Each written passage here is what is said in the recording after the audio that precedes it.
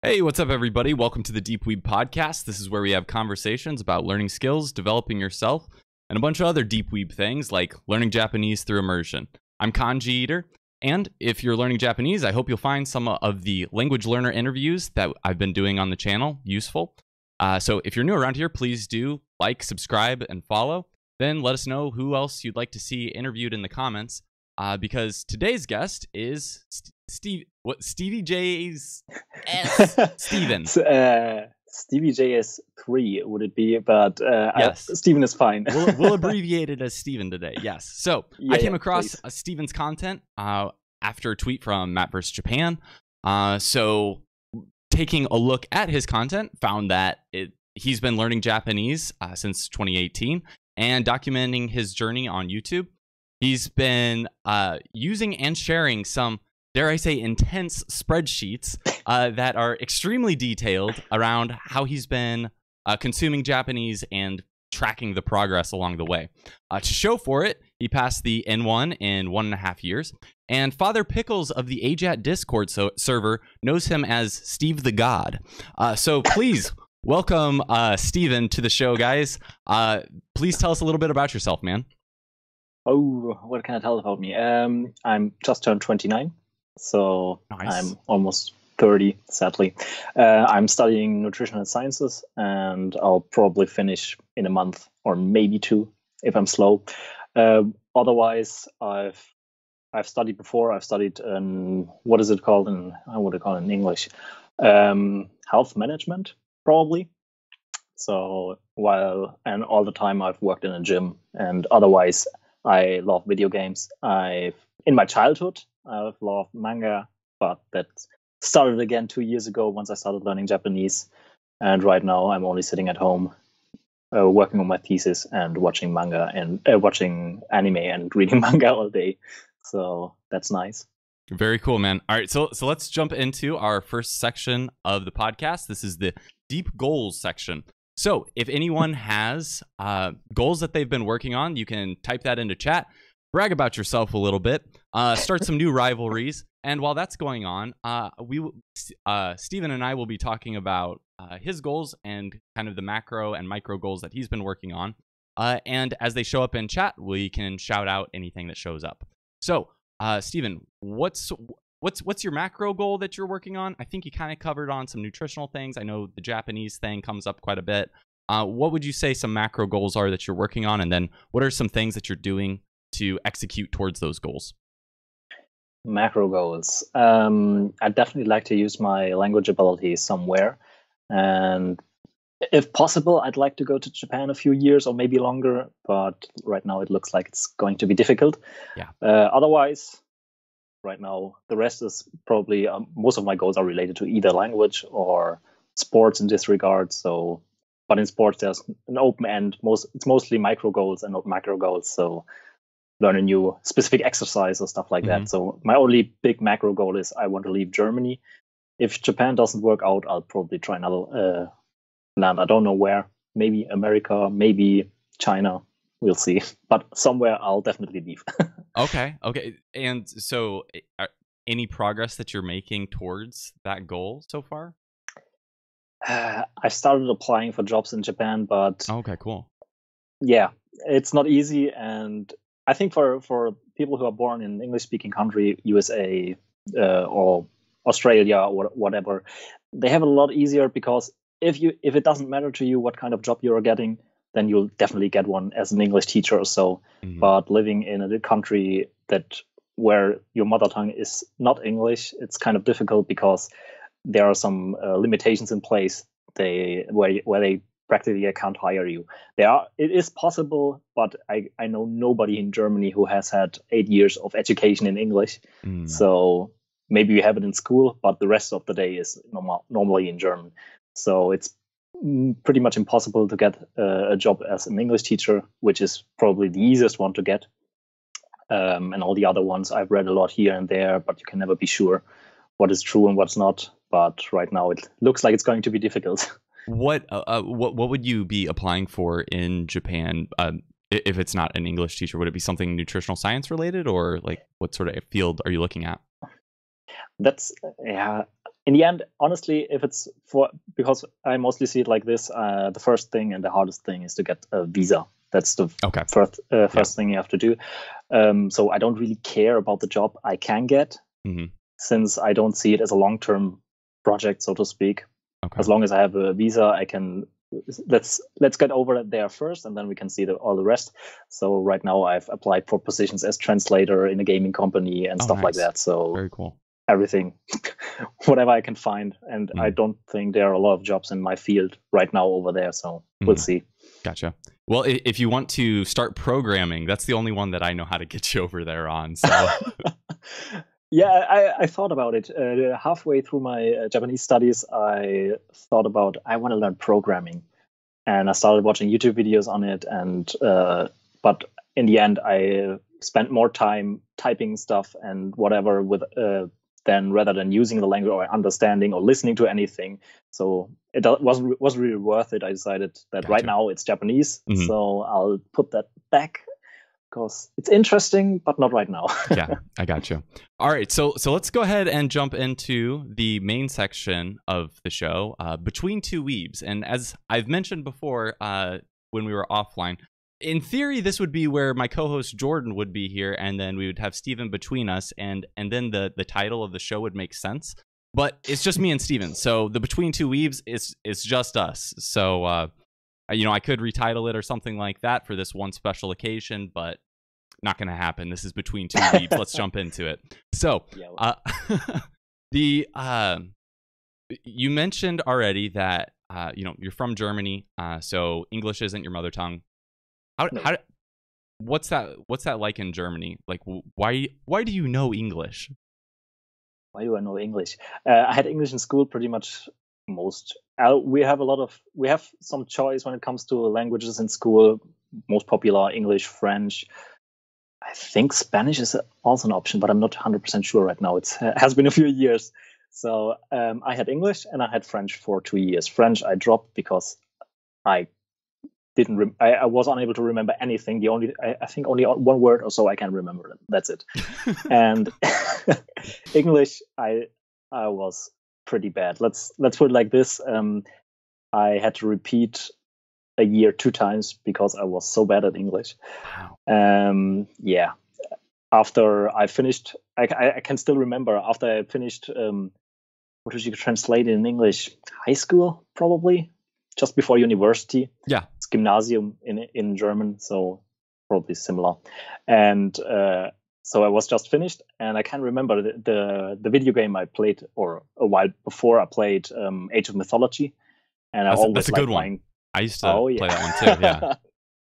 And I always like buying collector's editions, and in the collector's edition there was a book included, Baffelschirm's Mythology. I can't remember the exact name. And I can still remember after I graduated a little bit later, I looked at the book and I couldn't read it. I was still unable, even though I had English for, I think, 6 years or so. I calculated it something around 400 hours probably. So of instructions in school, but I was still unable to do anything. And afterwards, I got interested in nutrition and sports and stuff like that, where I decided that that's what I want to study. So I started reading online, and I realized that a lot of the good stuff, a lot of the good websites, especially, are in English. And so I just started reading online, started reading books after a while. And I don't know, it's kind of a coincidence, but I started reading more easier books. So basically the books that tell you, this is it, this is my idea about nutrition, this is what you're going to do, without giving any studies or stuff like that. So not really based in science. Those are easier because they are not as complicated from what kind of words they're using and so on. And later on, as I started studying and we talked about how you have to control all your parameters and so on and so forth, I started reading more complicated books. So maybe this helped me a little bit. And after, I think, 6 years or so, the first time where I really started on speaking English was my 6-month update video. All the other years before, I never used it. So. Wow. Okay. I certainly didn't expect that. That's pretty interesting. So you've really only been outputting for English since what? Is that 2 years ago? Not even 2 years, one and a half. So basically, you can count the amount of times I use English in my everyday life when you just look at my YouTube channel, because all the videos are the only time. Well, I used it before maybe 3 times during work. Like I said, during my first degree, I worked as a trainer in a gym, and maybe once a year you have somebody who's not from Germany and who wants to train, so you have to show them around and use English for maybe 10 minutes or so. Okay, but that's it. How in the world have you managed to make English stick to this point? You've just been reading so much. Is that what it is? Massive amounts of input? Yeah, honestly, like I said in the beginning, just the books. And I can still remember in the beginning when I first started using YouTube a little bit more, I still watched some videos here and there in German, but otherwise I only watch in English. So from time to time, because my first degree was rather easy, I had a lot of free time. And whenever I sat at home, I played World of Warcraft for I think 8 years or so, and I always had 2 screens, and one screen was World of Warcraft and the other screen was YouTube, and basically I was sitting there for 8 hours straight leveling a character. So I've leveled I think maybe 20 characters because I don't know, I liked it. So and you don't, once you've done it a few times, you don't have to concentrate anymore. So I was just playing with half of my brain and the other half was listening, and this for 8-9 hours straight every day. So over the years, over 6 years or so, it accumulates, and after a while I could start speaking. Were you playing with others in World of Warcraft? Like, were you on a German server, English server? Did that make a difference? German server. German server. Okay. So I never even wrote or so in English. I never needed to. I was always on German server. All right. So at some point, though, you decided to get into Japanese. So how did that come about? Oh, that was interesting. It was 2018 beginning, after Christmas or so. Yeah, after Christmas, beginning New Year, I decided I want to do something more productive because I was still playing video games pretty much during my whole free time, especially World of Warcraft, as I said. And I decided I want to do something productive. And for whatever reason, I thought I'll learn a language. And in the beginning, my first thought was, it has to be, if I learn a language, I want to learn something that's useful to me. So my first thought was Chinese. And I went to a school here and had a test lesson. And I still can remember it. I sat in there and she talked about how the similar to pitch accent, I don't know what it's called in Chinese. The tones. So, that's all that's tones, literally the only word I've heard associated with Chinese, I think. So. Yeah, exactly. That you told us about tones, that ma, mother kicks the horse or whatever. And I thought, no, I'm not going to do that. That's too much for me. And I think a week or 2 later, I was watching YouTube, and for whatever reason, I got recommended a Band-Maid video. So music. Yep. And I watched it. I loved the music. And afterwards I thought, that's what I'm going to do. When I was younger, I really liked manga, so I'm going to do Japanese. And basically, that's the reason. So Band-Maid literally changed your life, so to speak. Yeah. Okay. Honestly.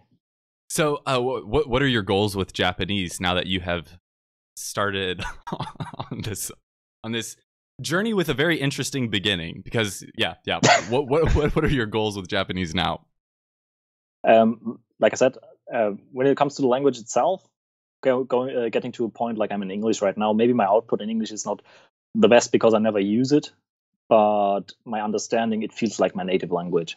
So I can watch, I don't know, political debates at 2 times speed and I can still follow. Doesn't mean I know all the words because it's the same in German if they talk about any specific laws or so, and I'm still not sure what they are talking about. But it still feels like my mother tongue. And I want to get to the same level in Japanese. Will probably still take a while. Get to a good level in terms of output. So that's basically what I'm currently working towards with shadowing and pitch-focused reading. And otherwise, generally, like I said, I want to go to Japan for a few years, use the language a little bit, or even longer. Let's say I like it. Maybe I'll stay or so. Okay, wild thought. You got to a point in English where you can have conversations with normal English speakers by playing World of Warcraft for 8 years. What if you just played World of Warcraft for another 8 years with Japanese? while watching Japanese on the other side. Yeah. That's an option, but I don't have as much time to right now. And I think it was that was the only thing. I think this helps a lot of Europeans, since most of them, at least to a certain level, can understand or speak English, even if it's not their mother tongue, because it's pretty much everywhere. But it was still ineffective, I would say, because it's more passive the way I used it. And yes, I read, but not a lot. So I read in total, as far as I can remember, over those 6 years, 20, 25 books or so, something along those lines. So after I finished English, so as I decided that I wanted to learn another language, I already knew I want to get to immersion, or rather, I just thought I want to read as fast as possible. So I want to get out of the way basic grammar, get some vocab in, and then start reading. Because I know if I have to work through some grammar books, I will stop after 3 months or so. I won't continue. And and also some other experience I had. In university just a year ago. It was a year ago. I took a English speaking class because I get credits for it. So I took it, and we had one lesson on grammar. I can still remember, and she talked the whole lesson about grammar, and I still remember I sat there and I understood nothing. I couldn't follow. In the end, she gave examples, and I just sat there. Hey, that's freaking easy. I already know that. That was what we were talking about. So it's in the end same experience. So I know that, or at least for me, I know that explicit grammar study, especially where you go really deep into understanding how the grammar works, isn't really necessary. I mean, tell me an adjective, and I still have to think about what an adjective exactly is. Sure. So nouns, verbs, okay, but everything outside of that, I have no idea. Interesting. So and yeah, like you said, so 8 years passively learning English versus 2 years where you're at right now with Japanese. What can you do with your Japanese at this point? And maybe then follow up with what can't you do? What do you still identify as the gap? Okay. I can read when it comes to manga, so I can read pretty much anything. Right now, for most manga, so I don't choose them based on anything, just it looks cool. I read the first few chapters, and if I like it, I'll continue. I can read them without a problem. There maybe I have one word every 3 chapters, 2-3 chapters or so. Visual novels, fine as well. YouTube, most videos are okay. It depends on the topic, as always. So I can pretty much whatever I want. Doesn't mean that I understand 100%. There is always one word or two you don't understand. There's always a sentence that's too fast in anime as well. But the material I enjoy, I can watch and read without a problem right now. Speaking is still not as easy. I can express what I want to say, what I want to express, but I still have to think about it. So if I had to do, for example, an interview in Japanese, I think that would still be problematic, as I get nervous pretty fast when it comes to stuff like that. So I would probably just blank, and we're unable to tell anything. That's the biggest problem. But I think with a little bit more immersion, it will sort itself out, as it did with English. So I don't think there's anything I particularly have to do, and just continue like I did the last 2.5 years. Gotcha. So what would you say would be the last piece of content that you were immersing with that you're like, I feel like I'm in kind of deep here? Maybe it was very challenging still. Yeah. Youjo Senki. Okay. Okay, know. Good. This one is really heavy. I watched the first few episodes, and I started mining it as well. I watched all of it in the end, but the first few I really noticed there are a lot of I also looked through the subtitle files. They use a lot of strange words, or words even if you know them, you haven't heard them often enough, so it's really hard to figure them out. So most of the time, for a lot of words, it's just you know them, you could read them if they were in front of you, but you can't hear them because it's too fast, or they combine 3 or 4 words that you haven't heard that often yet. So it's really hard to follow. So for anybody who doesn't know, what is it, Youjo Senki? It is Tanya the Terrible in English, and okay. So I also had a similar experience with this one because I had just finished up Attack on Titan. I was like, okay, I know my military vocab now. So I was like, surely I can handle this, no problem.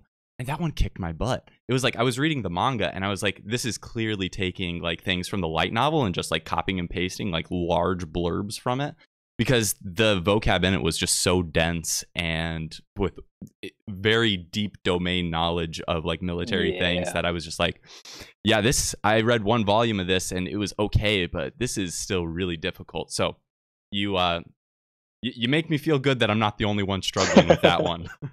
Yeah, I bet there are other ones as well. I mean, I heard about, what was it? This series that's a little bit complicated where they have 1,000 episodes. What is it called? I can't remember it. Maybe I'll get it in a second. Yeah, if you remember, we can bring it back up.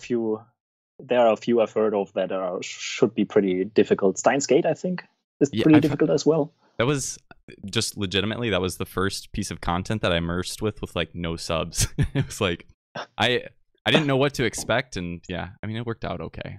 I felt like I understood actually quite a bit of that one. Attack on Titan was one of my firsts. I remember in the beginning, once I was finished with RTK, I started with Shirokuma Cafe. Oh yeah, I started with that one pretty early on too. Boring as shit. I still have a soft spot for that one. I don't know why. Yeah, Slice of Life though. I'm ready to bash on Slice of Life, but that one does have a special place in my heart. Watch it. Oh yeah. Yeah. Yeah, and afterwards I decided, no, that's not for me. I don't want to watch baby stuff, so I'll just go to Attack on Titan. So it was my second one. And I still remember understanding maybe 2% or so. Yeah. So nothing at all. Attack on Titan also has a lot of weird military vocab like Chosa Heidon and like, what is it? Yeah. Kinpeidon. All those. Yeah. That's a fun one. All right. So that was, so there have been, certain pieces that you've struggled with throughout. So something like Youjo Senki, like how do you get past that? A really difficult piece of content like that. You just keep immersing and that's eventually sorts itself out? Or is there something that you do differently for a very deep domain like that? If it's something as difficult as this, I try, in this case, at least it's possible because we have the subtitle files. So what I did, and I also did this in the beginning for, I think, 6 months or so, I watch it all. I record it, I take the subtitle files, create a subtitle stack, mine it completely, and afterwards I just take it as passive immersion, but on top of that also as active immersion. And what I did is I also changed I moved right now away from my university back home. And but while I was living there, I changed my daily routine so that I, instead of, for example, taking the bike to university, I started walking. To work the same. My way to work took 1 hour to it and 1 hour back. So 2 hours of walking. And while walking, I always listen to episodes of stuff where I know it's complicated and I want to understand more. Because it's just for a lot of the things, it's not that like I said before, you can't read the words. You can read the words and you know them. It's just that if there are a lot of complicated words in a sentence together, it just takes your brain too long, or a second too long to understand it. And if it's only one word, that's already enough that you don't get the rest of the sentence. And more exposure to it. That's all. And during walking, I can concentrate really good. So I just have to, especially if it's dark outside and there's nothing distracting me, I can just listen. It feels like I'm understanding twice as much as before. So that's my go-to way to go to learn or to get a foothold in difficult territory. The only problem, for example, for something like news or so, you don't have a lot of subtitles or anything like that. Fate Zero. Okay. Yep. That's also a notoriously difficult one. Yep. Okay, cool. So if anybody is trying to get through a very difficult piece of content, the steps where you do subs to SRS. So are you talking about, are you using like Morphman or something like that to like decompose it to all the sentences that have only like one target word, and then you Anki all of that, or what does that piece of the process look like? Yeah, basically, I go through it, delete all the stuff that I know, or thanks to Morphman, you don't have to do that as much since most of the stuff is already out.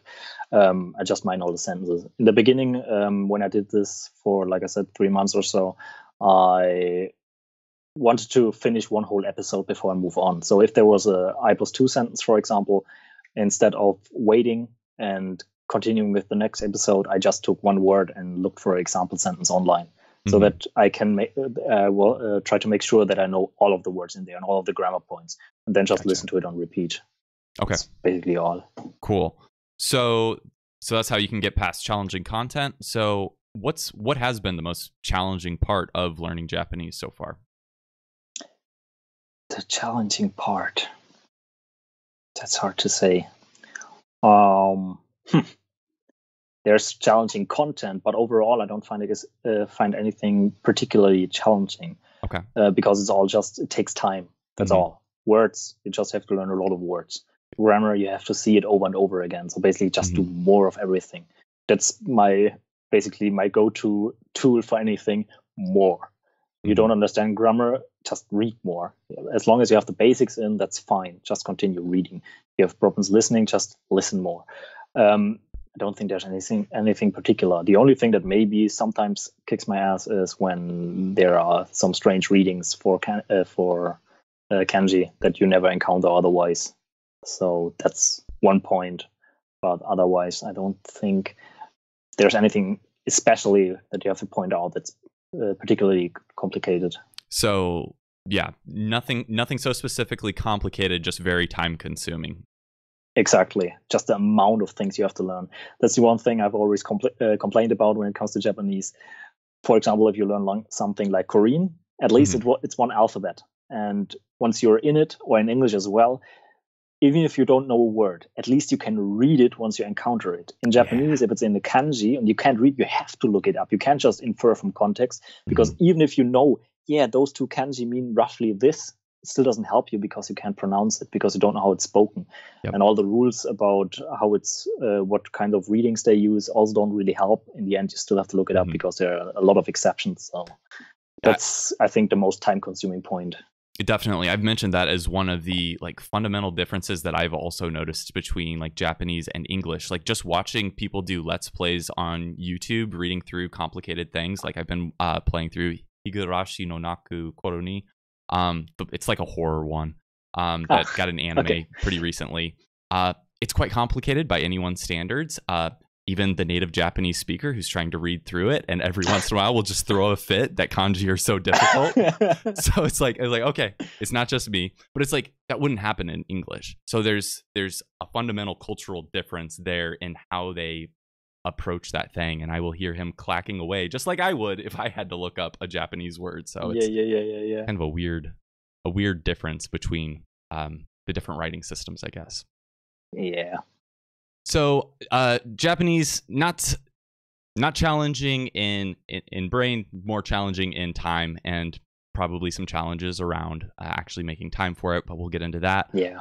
So as far as you've talked about how you've gotten to where you have with English, and talking with Japanese, you want to get to kind of a similar point where things feel natural.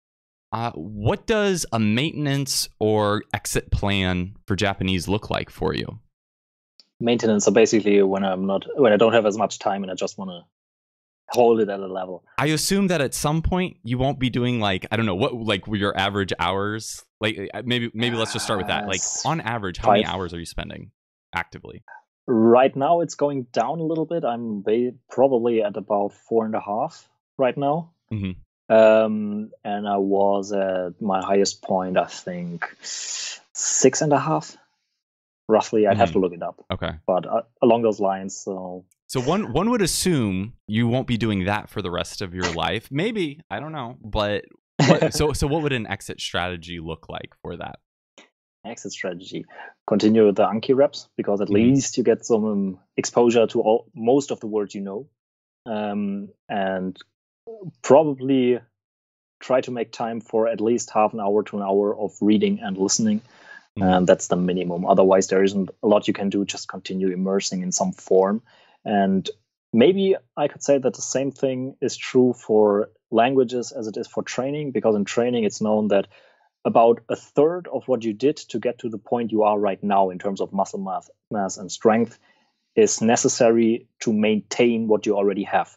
So, for example, you trained 3 times a week before. So now 1 time a week with the same volume is enough to maintain your current status. Interesting. And maybe you could use the same idea in language learning. So maybe a third of what you did before is enough to maintain your status in the language. Mm-hmm. Huh. But I'm not sure. So just we'll have to test that one out. Yeah. Okay, so jumping into, so this is the first question from somebody from Reddit, fantastic username, Mysterious Parsley 30. Has there ever been a point where you feel like you overestimated your growth or ability? I assume we're talking about Japanese here. Not your muscle gains necessarily. Those as well. No, but all the time. Especially in the beginning now, from time to time. But in the beginning, you watch one anime and think to yourself, wow, I understand everything. It's so freaking easy. And then you start the next one and understand nothing. And you're really depressed because it doesn't work the way it should. Or same in reading. So yeah, all the time. That's the main thing. Since I didn't really speak in the beginning, I can't comment on that. But otherwise, right now also, probably if I started watching some complicated news shows, the normal news are fine. But if I start something like News Joshi, they sometimes can get a little bit complicated because you have 8 people talking over another. So stuff like that. And you think to yourself, oh no, I can't get it. I can't follow. Yeah. So that's pretty common. So the common thing here being that, like you just talked about, you can do a lot of things in Japanese. I can do all these things, but then there will still be the occasional piece of content that kicks your butt, essentially. Yeah. For me personally, the most complicated thing I've done in Japanese, and really I was so tired every time. I read a book about time theory, and about 70% of the book is about theory of relativity. And I normally I don't have to take breaks, but with this book, every 30 minutes or so, I had to take a break for 10 minutes and just sit there and stare in the air. This was so complicated to follow. Yeah, that was the hardest one. Do you have any sort of like methodology things like that you use? Like I know like Pomodoro timers, timeboxing, those sorts of things are popular. Do you do anything like that? I tried. I know that it's really good to get focused, and because you have this break between when you're working and then you have a short break to relax, and you always know you have this certain amount of time where you have to concentrate.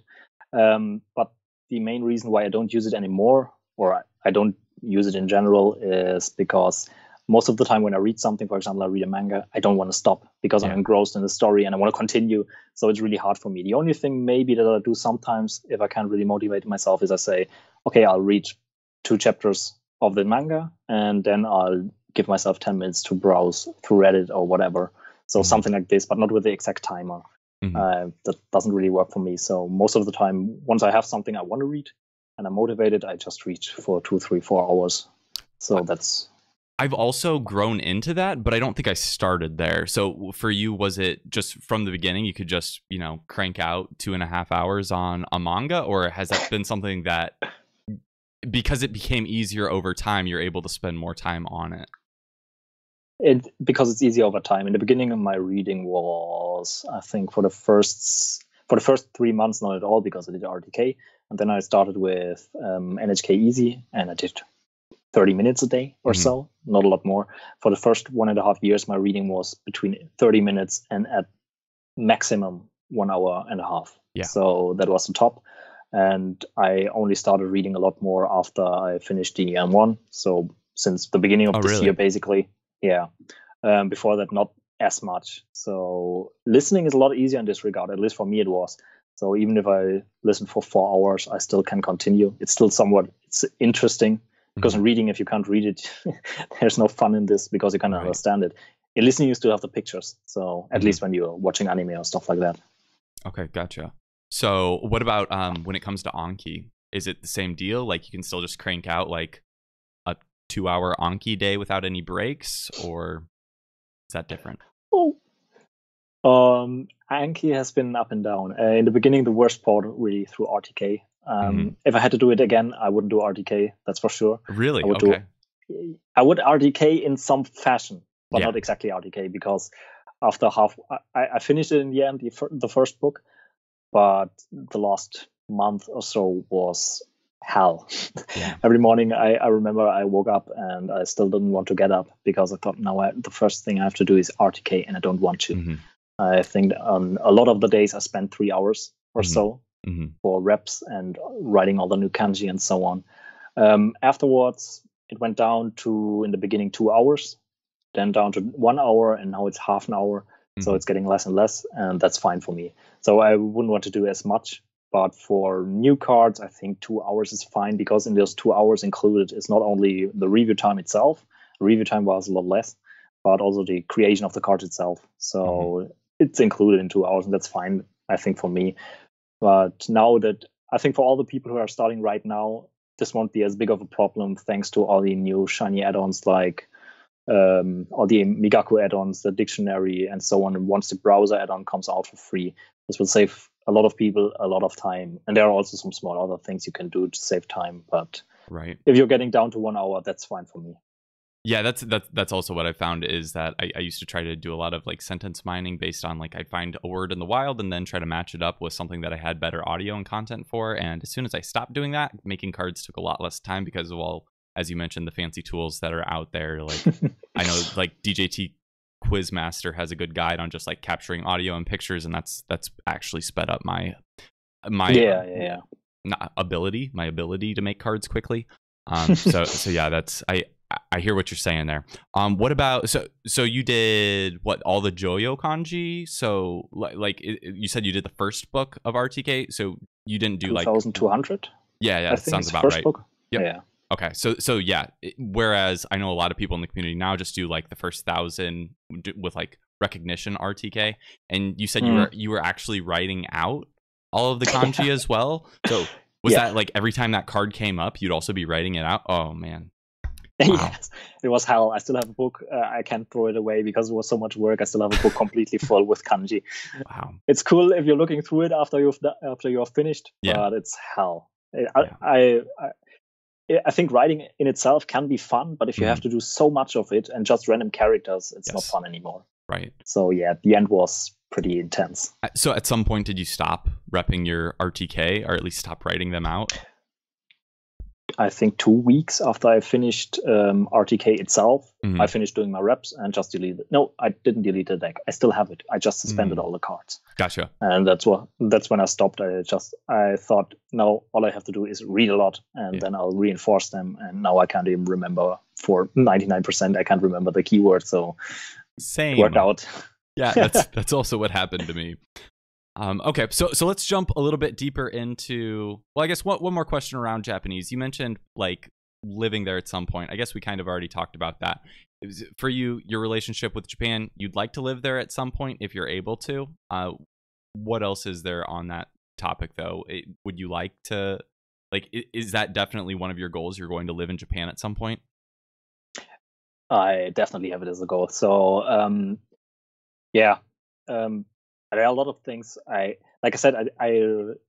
read a lot of manga in my childhood, and I had breaks. I mean, I think most people in Germany, or a lot of, at least at my age, you can still remember on what was it called? RTL2, something like Fox, a news channel.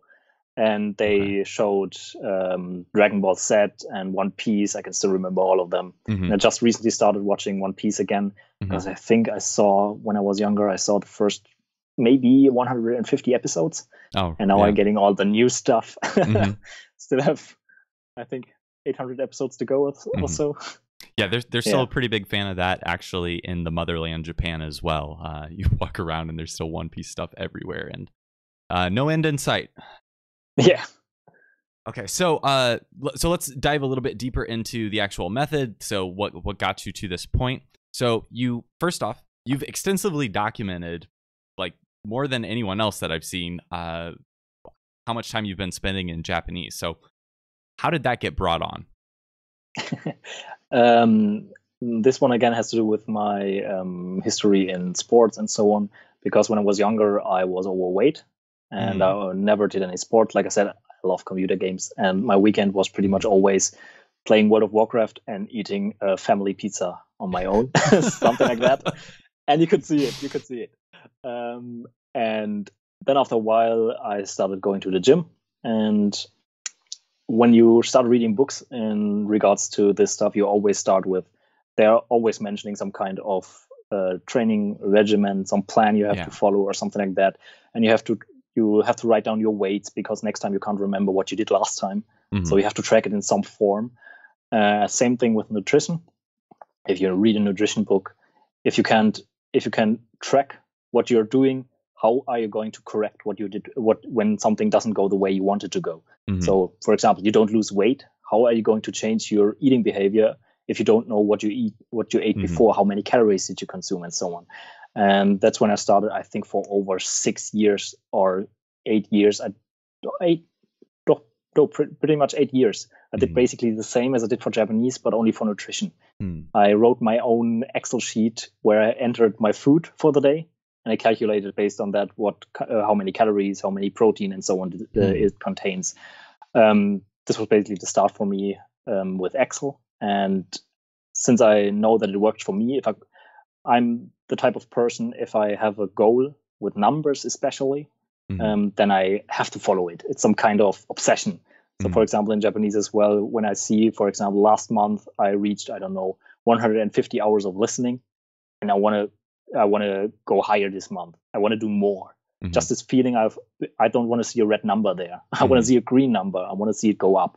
That's basically the reason why I knew that it helps me personally. There are a lot of people who don't like it in training and nutrition as well, who don't like to track all those numbers. This exactly because it's a little bit of work. But for me, it's the biggest motivator because I have numbers to look back on what I did and what helped me and so on. So I did the same for Japanese as well, and it worked, and it still works, and I'm still motivated every day to enter my numbers and see what happens. Yeah. So I'm hearing two things. First off, that if you can't track it, then you can't change it and improve it, right? Yeah. And then also that by tracking it, it almost becomes its own gamification of it. So that can be self-motivating. Okay. Very cool. Yeah, that's why, for example, in my sheet where I also entered the, I think it's the third one, where you have a level. And it's basically for every hour, I think I did for something for every 100 hours, it goes up one level or something like this. So you also have this on top of it, which is also fun. So, I will also say that by you tracking it, so I had also been tracking my numbers to an extent, like how long was I spending on Anki, things like how many leeches was I getting a week, a couple things in there that I would like to, be able to work and change over time. But I certainly wasn't tracking, this is how much I'm doing on listening, this is how much I'm doing actual time. I was doing things like tracking page numbers, which isn't really that good of a resource, but seeing your content, that actually did help me kind of straighten out, okay, it's like, this is what other people are looking at. This is really what I should have been looking at from the beginning. So just want to say thank you for doing that and sharing it. So let's talk a little bit about some of those tracking tools that you're using. So first off, you have your own spreadsheet. Maybe talk a little bit about that, and then what other things are in your toolkit. Okay. Spreadsheet, I don't think there's a lot to talk about. One thing I would change, if I could change it now, but it's too late. It's 2 years after I started. I would probably implement some kind of, or that's my idea, maybe I will do it for when I start the next language, that every 10 days or so you do a reading test. Basically, you take a piece of text that has a certain number of words, whatever, you can just enter. For example, what I would do is probably enter it in Google Translate because it has a word counter, or just use a word counter for whatever. It doesn't really matter. You read it, track your time, and afterwards, based on that, you can calculate how long it took for you to read a certain amount of characters. Interesting. Because the biggest problem for me right now, looking back at this, is 1 hour reading as a beginner isn't comparable to 1 hour once you're advanced, because you're a lot faster in reading. But now that I'm advanced, I can't compare right now what I did earlier. But if you do every 10 days, you can get a new number, how fast you are in reading. You just have to take a random text every time.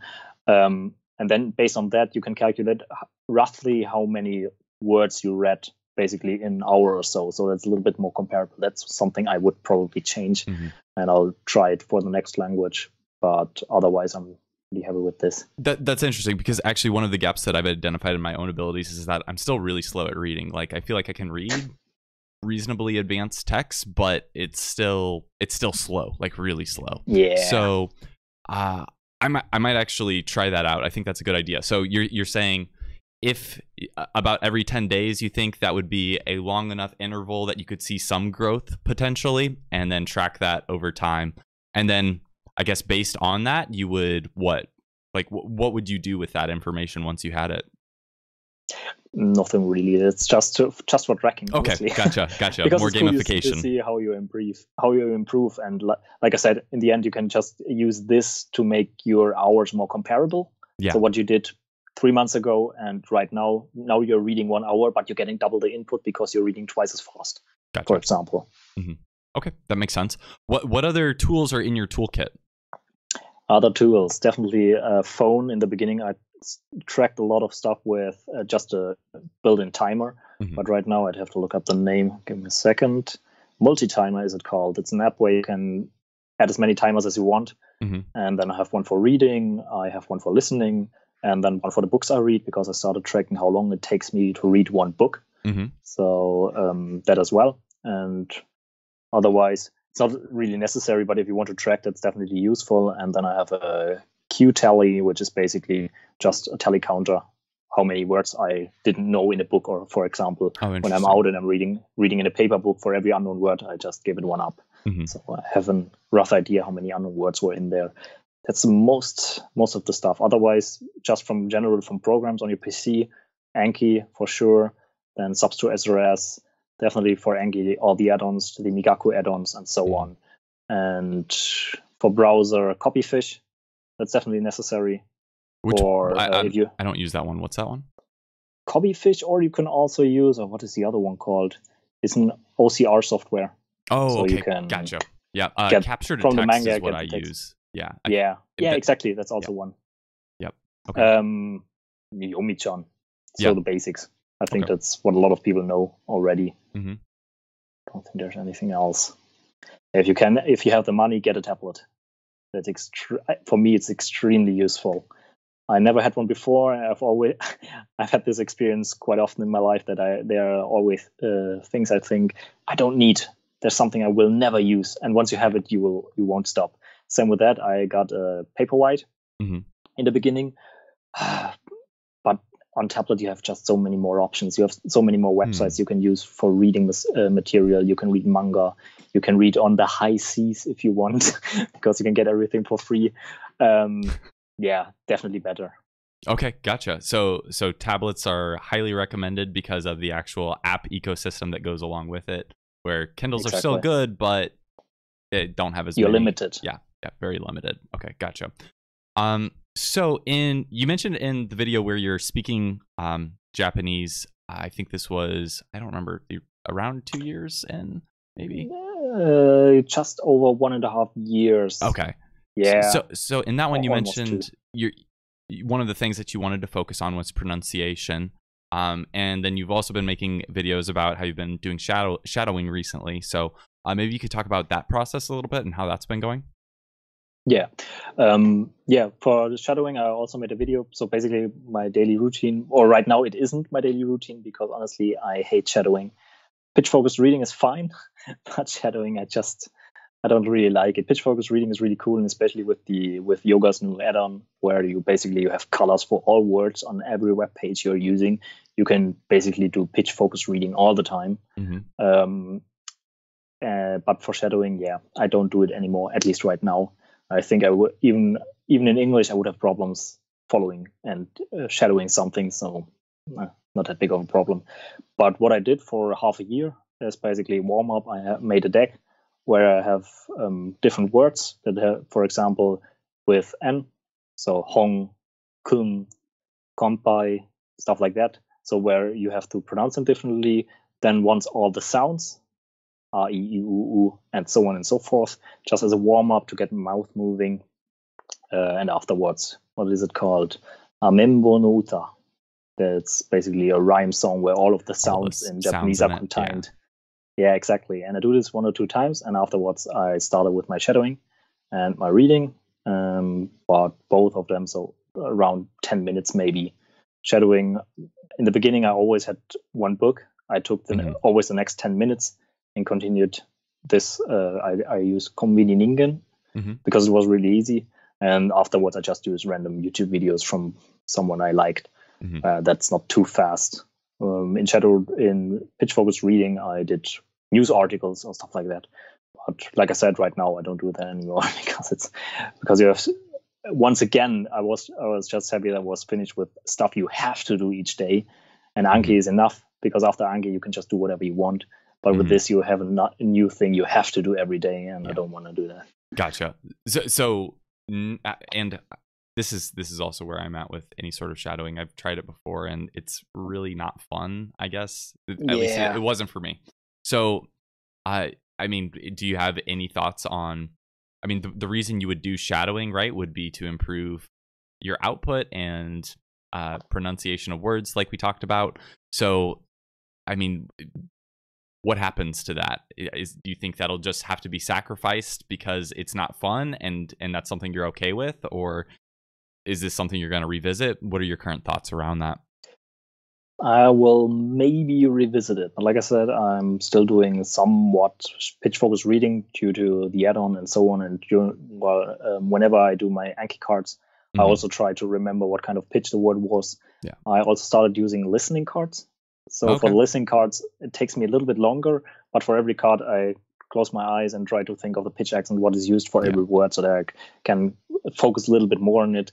But otherwise, for now, I'm just trying to get it through a lot of immersion, because in English, at least, you have words like, I don't know, dictionary, and it's not dictionary. And things like that. I also learned it just through listening, just because I heard it over and over again. But I think to a certain point, you can get to the same level, at least if you know there is pitch accent in Japanese, and you know that this exists and it can change the meaning of a certain word, or at least it makes it sound better if you're using it. You also have this awareness while you are listening, even if you don't focus on it. And once you get to a level that everything you are listening to, you basically understand it on a subconscious level. You don't have to concentrate it; just you hear it and you understand it. Like I said, like it's right now with me in English, I can just understand it. Once you have this much basically free working memory in your brain, because you don't use it anymore to understand what they are saying, it's a lot easier to start concentrating on how they are saying it. Yeah. And once you're at that point, I think it's a lot easier to acquire this stuff. If you already start speaking a lot earlier, then maybe it's a lot more important to use something like pitch focused reading and shadowing to get this info early on. But I think if you don't have to rush, if you don't want to rush it, and you have a lot of time and you don't want to speak right now, it's also feasible to just wait until you're at a level where basically everything you're listening to is with a new scale from default a 6, so you're understanding it without any problem, just like in your native language. Then it's a lot easier to get to this level where you can also produce it on that. And for a lot of words, or for some words, I already am at that level because I always focus, or I've learned them with the pitch just in Anki, and then you hear them over and over again. You make any mistake while producing them if you try to produce them. It's just natural. So are you failing cards based on pitch accent ever, or is it just it's like bonus points? Theoretically, I would fail them, but I don't. Yeah, okay. Because I know otherwise I'll have to do a lot more reps. Sometimes That's I do. What I found. Yeah. But most of the time I just don't. I just try to focus on it and try to get it right. I think that's already a big bonus, because once you get that, every card trains this ability to hear pitch a little bit. And even if you don't get it right, that's just not because if you're failing it, you are trying to hone in on this specific word. But hearing pitch is a general ability and isn't bound to one specific word. So if you're training it every time with every card, you're still getting this ability, and eventually even the cards you failed, you will be able to hear them because it's not bound to this word. It's just a general thing you have to learn. So I don't necessarily think that you have to fail every card. Maybe sometimes. Gotcha.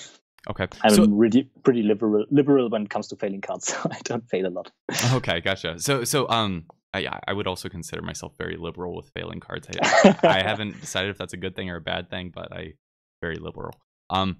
Gamification. So perhaps one of the reasons shadowing hasn't been as entertaining for you is like, how do you measure that? Is that something that you're able to measure the progress? Is that something you think that might be factoring into this on why it feels like a chore when other pieces don't? Yeah, you don't see any, at least you can't really perceive any progress. There's no numbers you can tie it to. There's nothing you can really do to say, hey, that's getting better and better. Yeah, maybe you have similar words where last time I did this one was wrong. I had the wrong pitch accent, but now I did it right. But it's really complicated. So I think that's the main reason that there's just nothing you can follow. Yeah, gamification of pitch accent. Like, there's no way to say that, oh, I got 10% better at pronouncing these words. Or maybe somebody can develop an app where you just get random words. They play an audio, and you have to say what pitch accent it was, or sentences, or something like that. That would probably be fun. I was just about to say that still doesn't sound fun to me, but yeah, I think you're right. Maybe a little bit more. You get bonus points in the end. You get a point counter. Okay, yeah. All right, so yeah, makes sense. Cool. So the next question: native sentences versus wild sentences. I saw a couple of your videos. I don't know if I just missed the explanation, but what do you mean by that? What's the distinguish? How are you distinguishing those two things? I think I called it native sentences and dictionary sentences, or maybe I misspoke. I can't remember because normally I only have, or not native. I think I have wild sentences and dictionary sentences. It was basically only for the beginning when I started the monolingual transition, just to track how many dictionary sentences I purely make to understand dictionary definitions, and how many of those were only sentences I found in the wild. In the beginning, I had maybe 5 sentences I found in the wild, and the rest 15 sentences or so, just to understand the definitions of those words. So that's a distinction. So this was something solely focused on the monolingual transition piece. To track it. Gotcha. And along that same line with the monolingual transition, do you still feel like this was something that Mobile Mally, friend of the show on Twitter, asked, what are your feelings on that currently? On the transition, basically, it's definitely useful, but I think, and that's also from my experience with English, when I learned English, I never did something like that. I just looked up every word in German. So yeah, there are a lot of words that overlap. You have special in English and spezial in German, and there are a lot of words who sound similar, but there are also a lot of words who have nothing in common. So for those words, I still looked them up in German. I never used English dictionary for that. It's still useful, even though I wouldn't be too strict on it. So if there's a word you don't understand after reading the definition, look it up in English. That's not going to make or break your progress. I think rather than breaking your progress, it's more going to help you, because you see what the definition is trying to define, which helps you to understand the definition, which in turn gives you a little bit of progress, because now maybe you have some more insight on specific grammar points or words used in this sentence. Especially in the beginning, I wouldn't worry about it. And even later on, if you have to look up a word in English to get a better idea, I don't think it's going to harm you in the long run. Gotcha. So I think people sometimes refer to those as the recursive lookups. Those are fine to do in whatever your native language is, probably. Yeah. Okay. And then even right now, sometimes I have a word I look up in English again, just to be sure if the definition is convoluted or whatever, or I just don't feel like it. Yeah. Okay. Gotcha. So along that same, tracking your progress through the monolingual transition, talking about words that you don't understand in a definition, are you talking you would actually take every word inside of these monolingual definitions and track them, or once you get to like the weird old literary examples, you're just like, that doesn't really matter too much? Like, where did you draw a line there? In the beginning, I made a mistake. Just like you said, I try to learn every word, so the complete definition, and after a while, I changed it and just learn the words I need to understand the definition. So if there are any synonyms or something like that, I just didn't learn them because it's not worth it. But right now, the amount of words I don't know in definitions is pretty low, so that's not a problem anymore. But in the beginning, I learned all of them, and I think it's a waste of time. As long as you understand what the definition is trying to tell you, that's enough. Gotcha. So let's talk a little bit. So I've recently been so one thing that I've noticed is I hit like 10,000 cards in Anki, so it doesn't really feel like anymore that I should be. I feel like taking in new words, it has started to become a little bit different, where people might have before been like, oh, I want to get, I think people call them like 3-star words, or, you know, more frequency. But then once you hit a certain advanced level, it's like, there are no more 3-star words left for me. So as an advanced user, how do you still use frequency lists? And maybe this also starts to go into, when do you add words to Anki as an advanced user? Maybe I'm a bad example when it comes to choosing words, because I mind pretty much everything. Okay. I still, for example, the weirdest word I've mined, and I probably will never see it, is tsuzumotase, which is basically, it describes the situation where a man and a woman, where the woman basically tries to get a man to sleep with her, and then afterwards they can blackmail him. That's the idea. There's a specific word for that, and I don't know why, but okay. And I learned it, and I have a lot of those words. So I'm maybe not the best person for this. There are some, I try to minimize the amount of words I add. Mm-hmm. Basically what I did with, or what I'm currently still doing with, what is it called? Itasoraneko. Mm-hmm. It's where they have all the words in there. I went through the books first and marked all the words on the page that I didn't know. Mm-hmm. And I only started mining the book after I was finished. So I have to go through it once again, mine the words. And if there's a word I can still remember the reading and the meaning even after 2 weeks or whatever, then I wouldn't mine it. Then I would just add it to Anki. So I can press K for Morphman, so that it's out of the way. And then I don't have to add it. Gotcha. But yeah, I think it's also really hard to get an idea of how many words you really know and how many words. But because sometimes you see a word, you know the kanji in it perfectly well, so you think you know the word, or you think you have it in Anki, but you don't. Because now that I installed Yoga's new add-on, it tells me so many words that I don't have in my collection, but I still know them. So it's not that easy. But I think you don't have to follow my example and just add every word that you encounter. But I've never really used frequency lists or so, because it's just a hassle. So I just add everything. So don't worry about frequency. Just learn everything. Okay. Don't follow my example. Yeah, not a good idea. Gotcha, okay. Except if you like rare words, then get Tsuzumotase. There you go. Okay. No, that makes sense. And I think I will say, I think that's a difference between you and me, is that it seems like maybe, but you have put in a lot of words in Anki, and I'm not sure. It seems like, and looking at some of your stats, you had a relatively high percentage of, like pass fail percentage in Anki. Like usually what, like for mature cards, you were about what, 90% or so, 95? 90%. Right now I'm at 88. But the most of the time I was at 91 or so. And is that for mature or young cards? Mature. Okay. Mature. And then it went down a little bit. Oh, okay, interesting. And then what about young cards? Are you about the same, or you don't really keep track of that? I don't know that off the top of your head.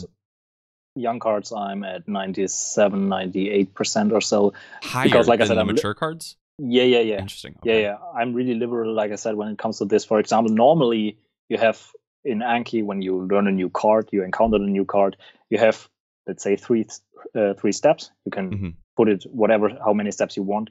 And I have only one. I only have the 10-minute step. And most of the time I don't even do that. Because, for example, if I create my cards with Morphman, I go through the Morphman, through the deck, and Morphman shows me my new card. I change the card, add the definitions and so on, and press pass on it. So it's already green to tell me that I have to review it. But I have right now I have about 100 cards saved for the next few weeks that I can learn.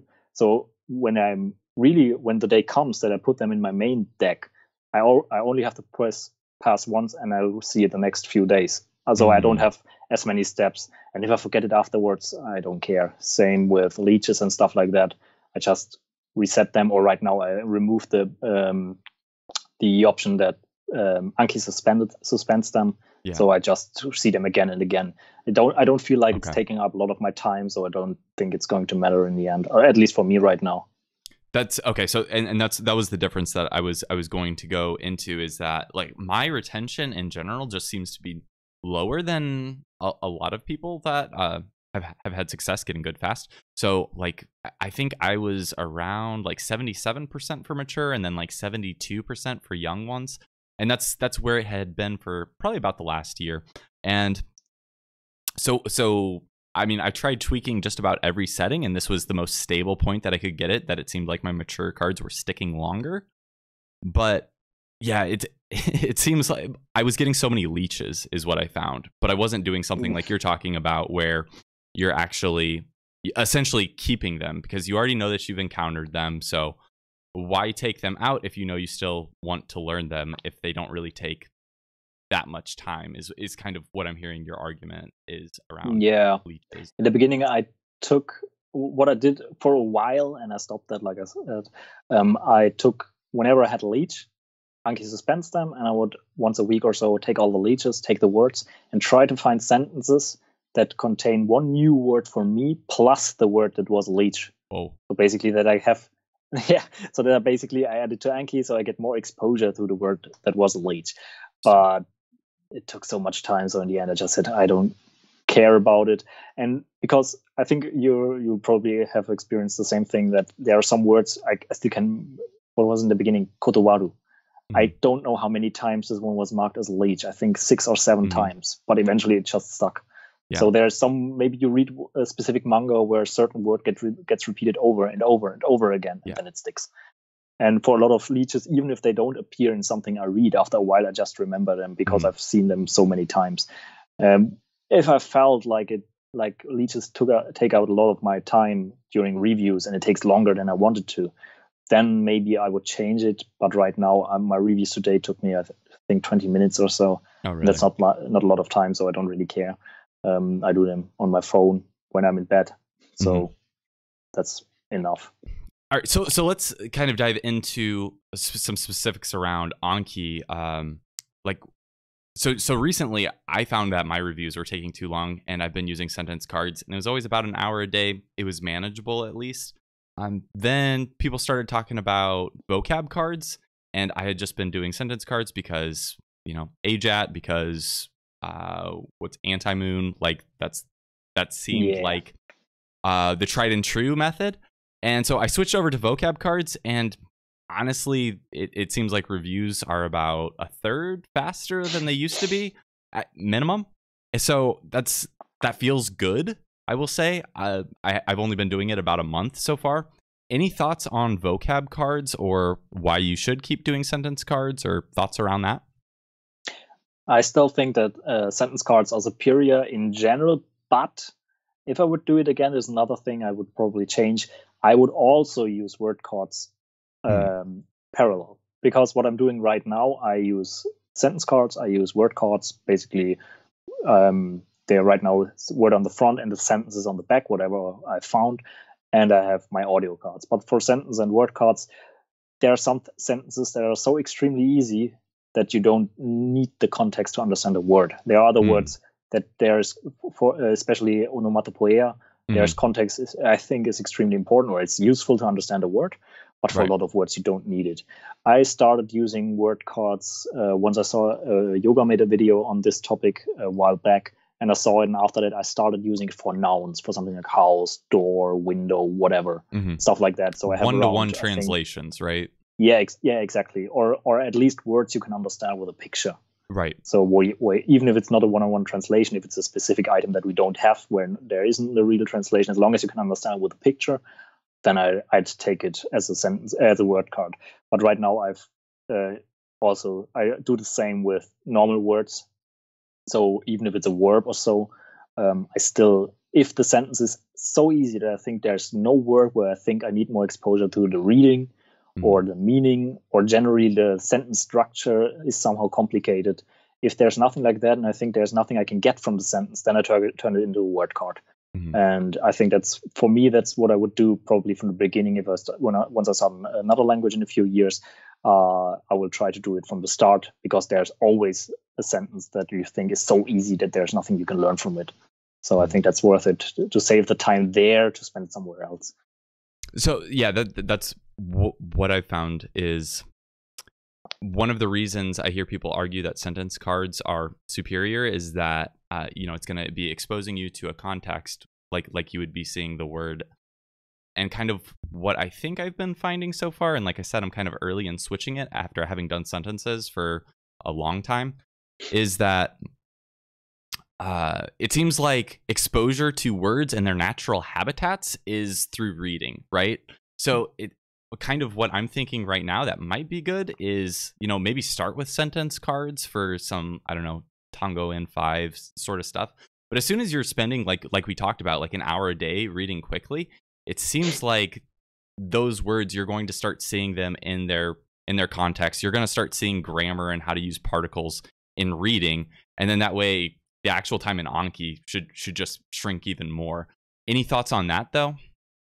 Yeah, I've also thought about that, because in the end, like you said, as long as you know the word, the main understanding of the word comes from reading and not from your Anki. So that's also a thing I thought about, because normally you say, at least that was the standard until a while ago, that you use sentence cards, because sentence cards give you context, but reading gives you context as well. Yeah. And sentence cards do have their downsides, like you already mentioned. They take a lot of time, and sometimes it can happen that you read a sentence and you understand it, you know how to read the sentence, but you kind of skim over the word without really understanding what the word means, but you understand roughly what the sentence means. Yeah. Context-dependent knowledge is what I've heard that referred to as. And I have a really bad time with that, is what I realized. And vocab cards are, my retention for mature cards went from like 80 to like 60 now that I've transitioned, because I'm using the same card type, but it's changed the context, and it is kind of showing me that there were a lot that I was relying on the context. So but I think when doing, at least that's what I'm trying to do when I do my word cards, like you said, they are really fast, but I try, whenever there's a word, I try to imagine it in my head what is happening, if it's a verb, for example, what is trying to perform, right? So I don't know, agaru or whatever, you see something rising up or something along those lines. So you try to imagine it in your head. This helps a little bit, but during sentence cards, it would just take too long. So I don't do it really in this case. But that's a problem I can imagine. So maybe just doing word cards from the beginning is just as efficient if you spend the time you save from this for more reading. Yeah. If you don't, waste it on other things, maybe. And then Twitter, YouTube. Yeah. The other thing that I noticed is that, context dependent knowledge. And then as you get better or worse with other words in that sentence, like you mentioned, actually, like adding leeches with whatever your I+1 or T1 word is in that sentence, that sometimes I'll forget the other thing in it. And then all of a sudden, whatever word I was focused on isn't the thing that I'm missing. And then it becomes a little bit gray of, well, can I say this one's actually past because I know what I was trying to be focusing on there, and things got a little bit blurrier is what I noticed as well. Yeah. So how about a question from Reddit? This is from Stevijs, which from now on I will refer to him as too many consonants, not enough vowels in his username. So they asked, do you have a different perspective in some particular areas with MIA, maybe around monolingual transition, Anki usage, anything like that? Because that's primarily what you referred to get good fast, right? I think what I already said with leeches, Matt recommended deleting them. Yeah, and super I don't low delete them. Leech threshold, and delete them, or at least get them out. Yeah. Okay. Yeah, exactly. Maybe you could do this, but like I said, there are so many words that have failed almost 5-6 times over and over again, and I already thought I will never remember them. And after a while, I did start remembering them. So I think it's still useful to just keep them, as long as you don't feel like it takes a lot of your time during reviews. And I don't know how much time I would save me. Maybe a minute or so. I don't know. Yeah. You can't really tell what are the leeches if they just come with all the other cards. So that's one. And on subtitles, maybe they are helpful for other people, but it's something I've never done. I hate watching with subtitles. For example, right now, because I want to try out Yoga's new add-on, or Yoga's new browser extension, I go through some episodes of I don't know the name of the anime on Netflix, and great cards. But because it's in the add-on, you have on the sideline, for example, you have all the subtitle files and so on, and you have the subtitle on the bottom. And I already noticed that I concentrate a lot less on what they are saying. I'm a lot more reading. And this has always been the case. Yes, I understand more, but I'm focusing, like, it feels like 70% is just reading, and the rest is listening. So I'm not really hearing what they are saying. So for me personally, I don't like using subtitles for anything, because it just distracts me. Even in my native language, if there's a show that uses subtitles for whatever reason, I focus more on what's written down there instead of focusing on what they are saying, even though I can understand it, but just because there is something in the way. Yeah, so that was another question that Mobile Mally posed was, what are your feelings on subtitles? And it sounds like what you're saying is they're distracting, but it seems like you're also still using them, but it almost feels more like reading practice now that you're using them. Is that about right? No, I don't really use them. The only time I do use them, like I said, is with this new browser extension, just so I can create the cards out of it. But otherwise, I think I can count the amount of times I've used subtitles in a show on one hand. So I don't like it. It's just not for me. So could you describe a little bit more then about, like, if that's the minimum amount, like it's a very small portion what you're saying that you're actually using this new browser extension and making cards. Like, do you have like a set time that you're saying, okay, well, I need to make this many cards today or something like that? Or is it just, I'm going to watch this show on Netflix and I'm also going to make cards when I watch this show? Like, what's the mentality there? I did this from the beginning. Basically, I take a day a week or 2 days a week or whatever, where I sit down and create cards for 1 or 2 hours. Or no, I don't need it every week, maybe every 2 weeks or whatever. I create a bunch of cards, 200 cards or so. And then for a few weeks, I don't create anything at all. I just wrap them. And that's what I'm doing in this case as well. I've picked a specific show. And now I'm just going through one show after another. Whenever I create my cards. And afterwards, maybe if I want to, I watch the show again. But otherwise, I take a specific time to create my cards, and that's it. Otherwise, I don't do any. The only time I do create my cards directly is when I'm reading manga. Because while reading manga, it's hard, especially if you read in the browser. There's nothing you can mark on there. Yes. So I'd have to go through all the chapters again to find the words that I didn't know or whatever. So those I'll make on the spot, and it doesn't take really long. And same thing with visual novels. So thanks to all those shiny things you can install and so on, it really doesn't take any time at all. So it's just on the side, and I create them as I read through it.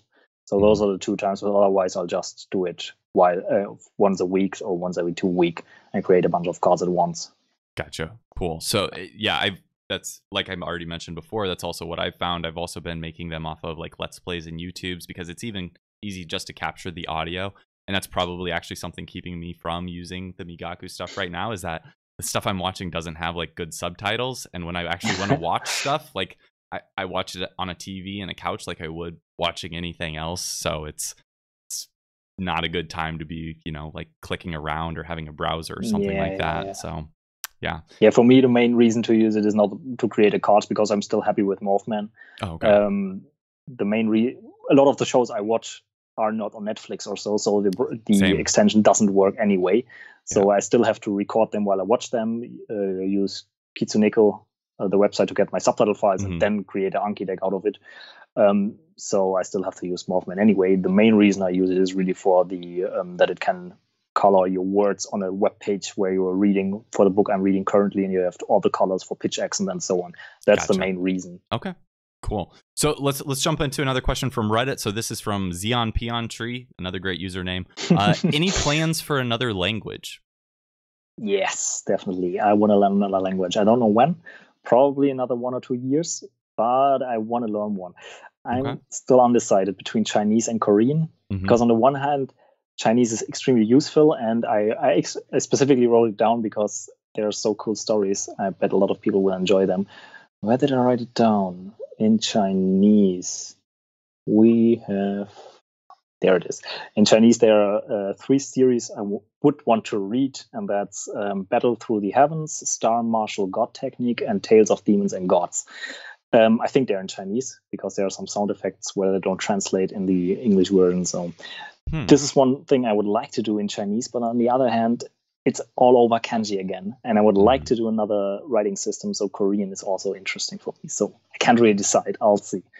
So did I just hear you say that because the writing system isn't challenging enough, you need to go learn Korean? It's nothing new. That's because it's not kanji again. I don't want to do it again. Gotcha. Okay, cool. So that's pretty awesome. So what about this is also from JLPT on Reddit. Any plateaus or phases of discouragement? Especially in the middle part. In the beginning, you still know you're a beginner. You can't expect to understand a lot of it. Right. During the end, once you understand most of what you're listening or what you're reading, it's basically in the other direction.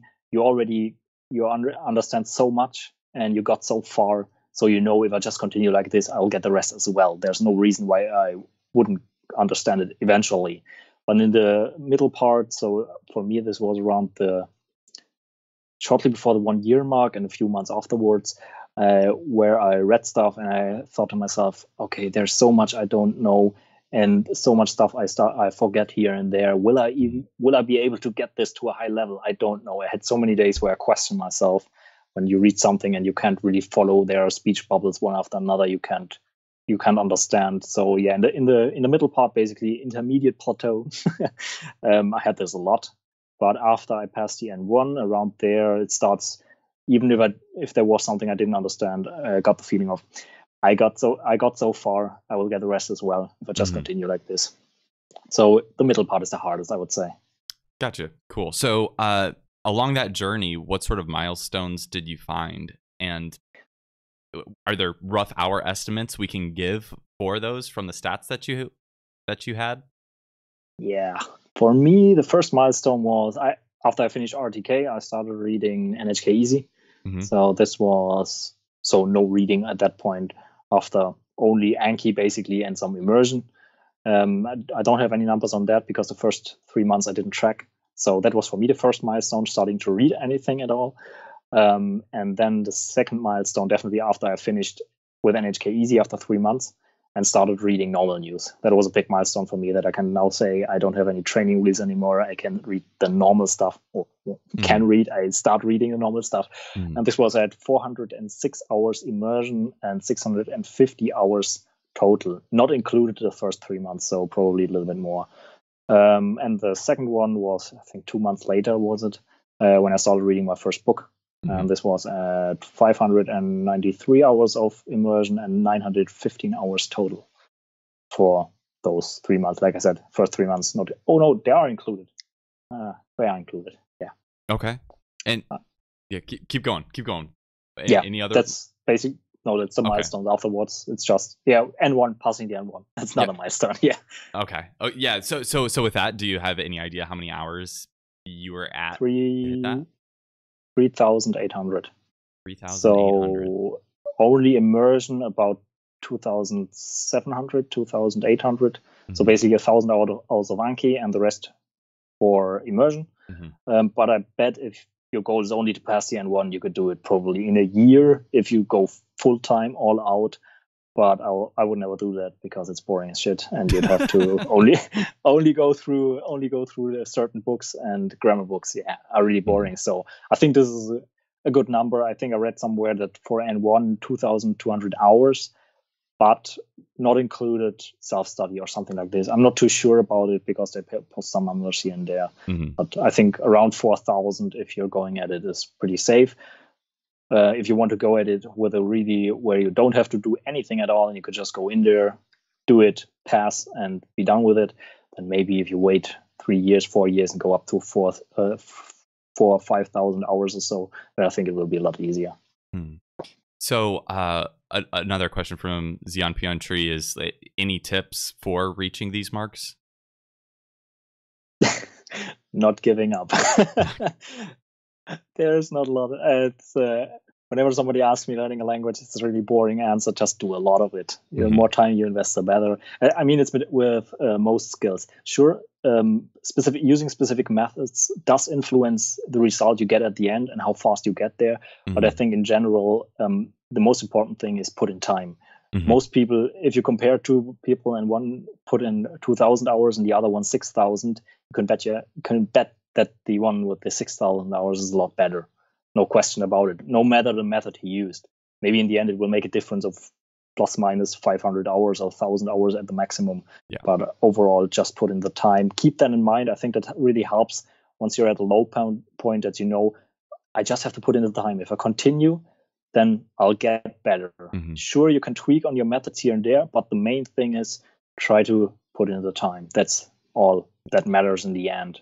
And the time that we're talking about putting in there is actual time with the native language, not like classroom hours or something like that, right? Because speak from my own experience that putting in the time in the classroom has diminishing returns very quickly. All right, and I think that flows into our next question, which is from Jungle Creature 99. So how did you fit so much time in for exactly what we were just talking about while doing university? And also something that I'll put my own twist on this also, like, how do you balance other things like your own personal development and life in general while going, shall we say, beast mode on Japanese? Probably a combination of changing my daily habits and just a general, probably this developed later in my life, but it certainly developed that when I want to do something, I tend to go all out. Mm-hmm. In this case, changing my habits, I think I alluded to it earlier that, for example, to work before I took the bus, then I started walking so I can concentrate a little bit more on what I'm listening. To university as well, I started walking a lot. Changed my habits a little bit, get up a little bit earlier so that I have a little bit more time for all those small things in between. Mm-hmm. Always have my tablet with me, that whenever there's a little bit of time, I can sit down, read a few pages, do my reps or whatever. That really helped me as well. So the main things I would say, for example, like I said, getting up a little bit earlier, 30 minutes to university, trying to concentrate as much as I can. So basically it was like active listening in the end for the first 30 minutes to university. In the breaks, I do my reps, my Anki reps, then same thing on the way home and get a consistent schedule if you can. My for the first 1.5, almost 2 years, my schedule was always, once it's 8 in the evening, I'll start watching anime for at least 4 hours until I go to bed.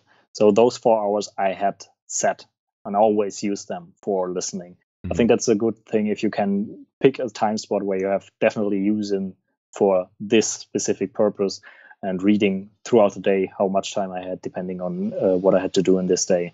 So just trying to, there's something you have to step back a little bit, see what you're doing and trying to figure out slots where it can change maybe a little bit and fit in a little bit more and maybe stop doing something that's not productive or that's maybe not necessary, like trying to stop yourself from browsing Reddit for hours on end or so. Consciously realize when you're doing things that aren't actually, making progress towards your goal. If you're mindlessly scrolling through something, then that's probably an opportunity to use that for something else. Yeah, there's a lot of that for most of us, I think.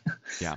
So one of the things that I think I would have really struggled with in your situation is you're still going to university. And it always felt like in university that was something that there's no time boxing how long some of these classes and projects are going to take. And then that cuts into whatever time that you have for, like you said, that 4-hour block. It's like, I don't know if I can have that. So did you ever have to, specifically around the university things, did you ever have that challenge or were you able to time box your university essentially? Yeah, like I said, I had 2 phases. My first time I went to university with my first degree, I didn't start learning Japanese at that point, but the first time I did basically nothing for university and I still got through it with a 1.6, I think. So that went pretty easily. Mm-hmm. And this time it was a lot more work. It was a lot more difficult. But still, I didn't learn as much, I have to say. Maybe it's because the content itself interests me, because it's nutrition. And I basically, like I said in the beginning, when I learned English, I read a lot of books and they were all on nutrition and sports. So I got my knowledge from there, which maybe helped me that I didn't have to do as much for university even this time around. There was still a lot of stuff I had to do a lot for, but maybe university in German is too easy. I don't know, because there were a lot of classes where maybe I did 3 days before the test. I started learning 3 days full power, and then I passed the exam. So it really depends. And there were a lot of things that were complicated. On the other hand, something like biochemistry or so, where you have to learn, I don't know how many enzymes or so. So it depends. Is there any chance that you're just a prodigy and that's why you can, you know, take these tests like 3 days before? No? I don't really think so. Like I said, Okay. in high school, I had to repeat class 2 times, like I said, Yeah. and I wasn't really good. In Germany, it's like this. Once you're finished with your basic education, you can choose. We have 3 schools you can go to, and they are a little bit higher in difficulty. And the highest one is Gymnasium, which is basically high school, like I said. And then you have 2 who are lower. And you can choose it freely. And I went to high school, and my teacher told me multiple times, I don't think you are fit for this. Maybe you'd go to a lower level. But I still didn't do it. I was really bad at school. I don't think I'm that as something special in this case. So it's just that like I said, I tend to go all out when I do something. So I spend a lot of time I stopped gaming for this. Yeah. That's the reason why I stopped with World of Warcraft, because I wanted to focus on learning Japanese, and that gave me a lot of time. Gotcha. So essentially making the sacrifices and putting in time for the grind is more important than having some sort of innate ability. Okay. Yeah, that's something I think for everything you're trying to do, don't forget there's a cost for it, whether it's time or money or something else. And if it's a skill like Japanese that costs a lot of time, you have to be aware of that. And if you want to be good at it, and then you have to invest that time, and you have to make a sacrifice. You can't have it all. You kind of have to see at that point in your life what is important for you. What do you want to do? Is the other thing really that important that you're not going to learn that skill or whatever? Then do the other thing. But if you want to learn a skill, if you want to learn Japanese or anything else, then you have to put in the time. You have to sacrifice anything, if it's free time or money or whatever. That's just the way it is. But yeah. So back to real quick about your listening, and you were talking about adding like time to your walk so that you would have more listening time. You would consider that part of your active listening time. Is that correct? Yeah. I think if somebody tries it, you have to feel it for yourself. If you can concentrate while walking, then yeah, I would call it, because for me personally, I would say the difference between, or I think I posted it on Twitter a while back, a graph basically. If you're on a scale from 0 to 10, from how much you get out of it, active immersion is a 10, passive immersion is a 9 till a 1, and background immersion is a 0. So also by passive immersion, it depends on how much you're concentrating. And if you feel you can concentrate perfectly on what you're doing, then it's still active immersion. I had even the opposite effect, that whenever I listened, for example, I often had to work in the evening, and I walk home, it's already dark outside, I can listen to the show, and I felt like I understood twice as much as I understood while sitting at home, because you don't have any pictures distracting you. And the only times I had to concentrate is you crossing a street or something like that, but otherwise you can focus on it 100%.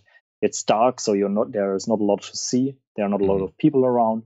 That really helped me. So that's the reason why I counted it as active immersion, because I felt that I was able to concentrate basically more than when I'm sitting at home.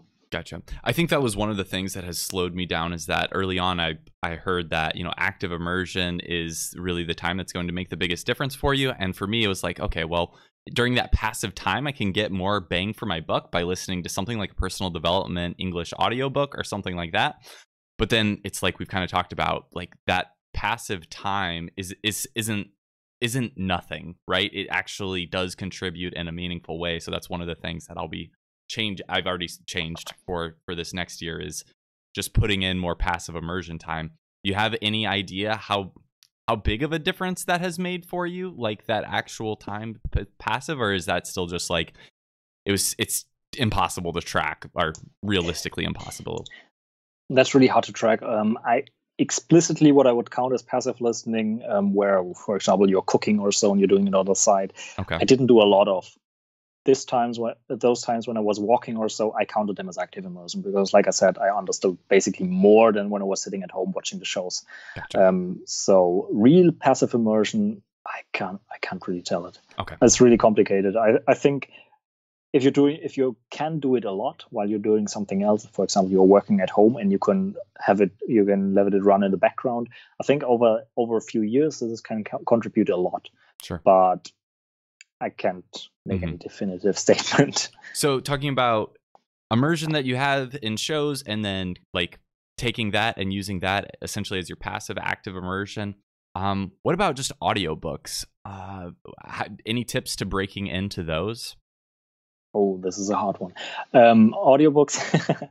Audiobooks. I started pretty late with audiobooks. I think the first one I listened to was Lord of the Rings. The first one. Really? And that was after, did you already read it at that point, or no? Oh, okay. I'm still reading it right now.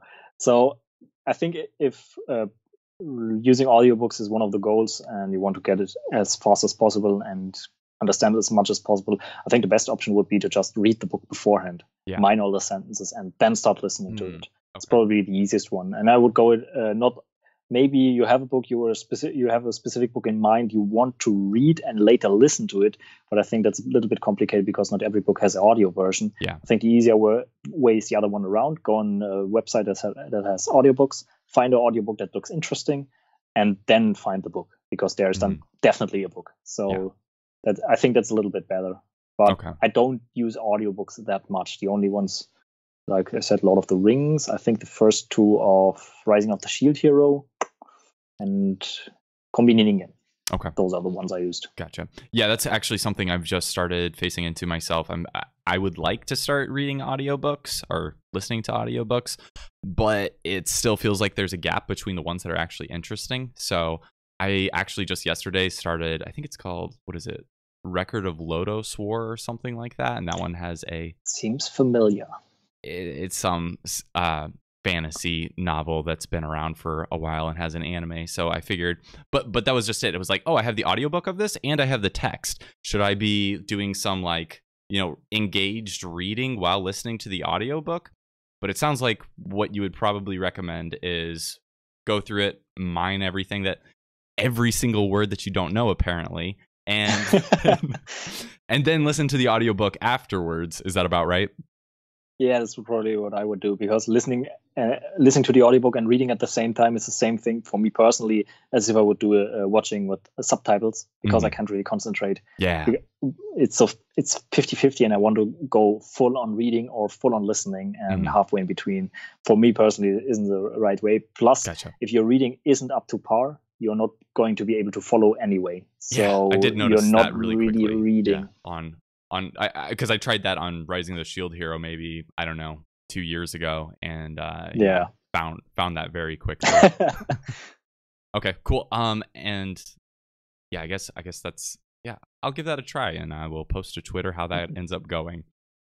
So let's talk a little bit about manga. You said you're pretty into it, but that I noticed on Twitter you said recently it hasn't been feeling as productive. So I guess first off, how are you balancing fun with productivity? Yeah, for this, I try to, because it's maybe a problem I have to fix a little bit. I'm trying to do it. Not everything has to be productive. So in this case, I posted it after what did I read? EU Kyoshitsu, I think. And right now, for most mangas I just pick up what seems interesting. I don't have any specific where I say I want to read a difficult one to get a lot of words out of it. Yeah. And for a lot of them, there aren't a lot of words. So I just try to have fun and don't try to think too much about how it's productive or it isn't productive or things like that. Because as long as I get my words and my Anki is done, then I don't need to learn anything else. And if there are no words in there, even better, because that's basically the end goal. So you can't always be finding new words everywhere you go. I try to keep that in mind. But I still try to focus a little bit on getting something productive in. For example, I'm normally not the person to read books, at least when it comes to fantasy books. Like I said, the only books I really read before were basically information books on training, nutrition, and stuff like that. And I also read most of my books in Japanese on stuff like that. Fantasy books also not as much, but there are a lot of words you need to know if you want to understand them when they are describing the surroundings, the people in there, and so on. So I set myself a goal to at least try to get 30 minutes of my reading a day out of a novel. And when I'm starting watching, I try to get in at least half an hour or maybe 1 or 2 YouTube videos where I focus on something that's difficult, for example, political debates or something like that. Something where I know that I have that I still have to get accustomed to the words and hear them over and over again. So I try to fit it in, but I don't do it every day. I just wrote it down as one of my goals. I try to differentiate between goals where I can measure, or where I try to measure, like time spent per day, time spent per month, and so on, or words learned per day, and goals that are more, let's say, relaxed, where I want to do that, I write it down, and just through the fact that I'm writing it down, I'm more likely to do it. So I wrote down, I'll try to read, 2 news articles a day. And even if I don't do it every day, at least I've written it down, and I get reminded, and I try to get closer. But because if I wanted to force myself to do it every day, then it's the same as with shadowing and pitch-focused reading. I would just get annoyed after a while and stop completely. So this is a kind of soft goal where just because I wrote it down, I'm going in that direction a little bit more, even if it's not all the time. Gotcha. So is there some ratio that you are going for? Like you mentioned, doing things like political debates or something like that would be more difficult to watch. Is there some ratio of, I have to do at least 2 hours of that, and then everything else is like fun that I fill in between if I have time? Or do you have any sort of metrics around, or thoughts around how you're splitting that up in a ratio right now? No, I'm the only thing, like I said, maybe half an hour of listening to something like that, 1 or 2 YouTube videos, and then half an hour of reading. But the reading, once you find a book you like, it's getting a lot easier, because right now I can't remember the name of the book. I posted it on Twitter a while back. This one is interesting, and sometimes I even read an hour or hour and a half because it's really good. So for this one, for both, half an hour, and as often as I can. If there's a day I don't get this goal, then that's fine as well. But no specific that I say I want to do this many hours a month. Yeah. Just general, go a little bit more there. But if you don't get it, that's fine as well. Gotcha. Yeah, I'm kind of asking because right now where I'm at, I've been doing maybe the opposite of doing only the things that I think are going to be really hard. And okay, so like I do at least 1 hour of like a difficult visual novel like Higurashi, and then do like at least 1 hour of what is it? Well, I do like 2 hours of active immersion outside of that, so that's normal. But there's usually I'm drawing a blank. But anyways, there's at least and then 1 hour of actually reading like a text, like an actual book, right? Okay. So with those 2 things, I have to have at least that, and then anything outside of that, it's like, okay, well then I can read manga. And yeah, what I've found is that the last month or so, I've been kind of busy trying some other things, and I haven't had time for that additional thing. But because I want to read manga so bad, because that's one of the reasons I started Japanese, is like I'm more motivated to get that time in. And it's not like the books I'm reading are awful or anything. So like I've enjoyed what I've been doing, like visual novels, but I still would rather be reading the manga probably. I just know I'm not going to get the same gains, I guess, as the alternative. So yeah, that's where I'm at with it. Yeah. I'm also what I tried in the beginning, and I think a lot of people try this probably as well. For a lot of mangas or for a lot of novels, light novels, you have the light novel, you have the manga, you have the anime, and maybe you have the audiobook. So you can do all at once. I tried this with Rise of the Shield Hero. I really like the anime, but I started reading the manga. But if you know already what's happening, at least the chapters that cover what's happening, it's not as interesting. It's not. Most of the time, I end up skipping a lot in the books as well. I started reading. I think I finished the first 2 or 3 books, and then I still know what's happening. So it's not as motivating to read. So I try to just keep that separate. If I read them, it's different the other way around. If you start reading the manga and then afterwards they start producing the anime, that's different because it's a lot easier and you can just watch. It's a new experience because they are moving. Yep. And I'm looking forward to Redo of a Healer. That's going to be. Which one's that?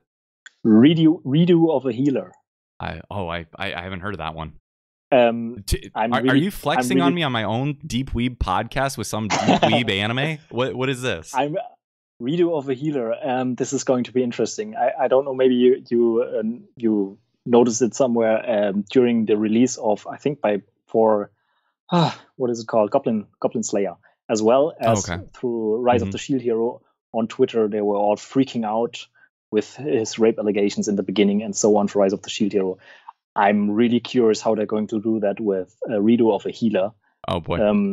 I don't know if you want to spoil. If it's no okay. Spoilers. Yeah, let's no not spoilers. Spoil it. I'm really curious how they're going to do it, because this one is Goblin Slayer, what feels like times 10. Yeah, not times 10, but it's worse. Extreme. There are a lot of things where I can't.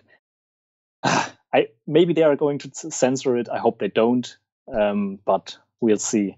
I'm curious. I read the manga, I still read the manga. It's good. It's interesting. Nice revenge story, but I don't know how they're going to do it. That's going to be interesting.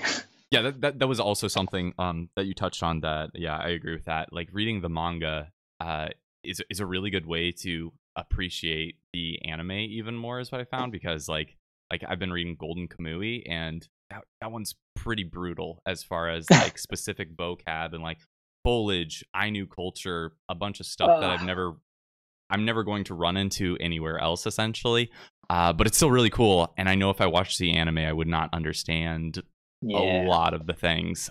So it does fill it in, but also if you do the reverse, it's not quite as interesting a lot of times. So I will say that some anime that I've watched have been like, I'm gonna have to read the manga of that because it was so good, and I want to get maybe a better understanding because my reading's at a higher level than my listening. But that is one of my concerns around what we mentioned with audiobooks, is like going back and listening to the audiobooks like after I've read it. Like, is that something that you do with your audiobooks? Have you done that as like a sole focus, like active immersion, or were you using audiobooks as passive immersion at that point?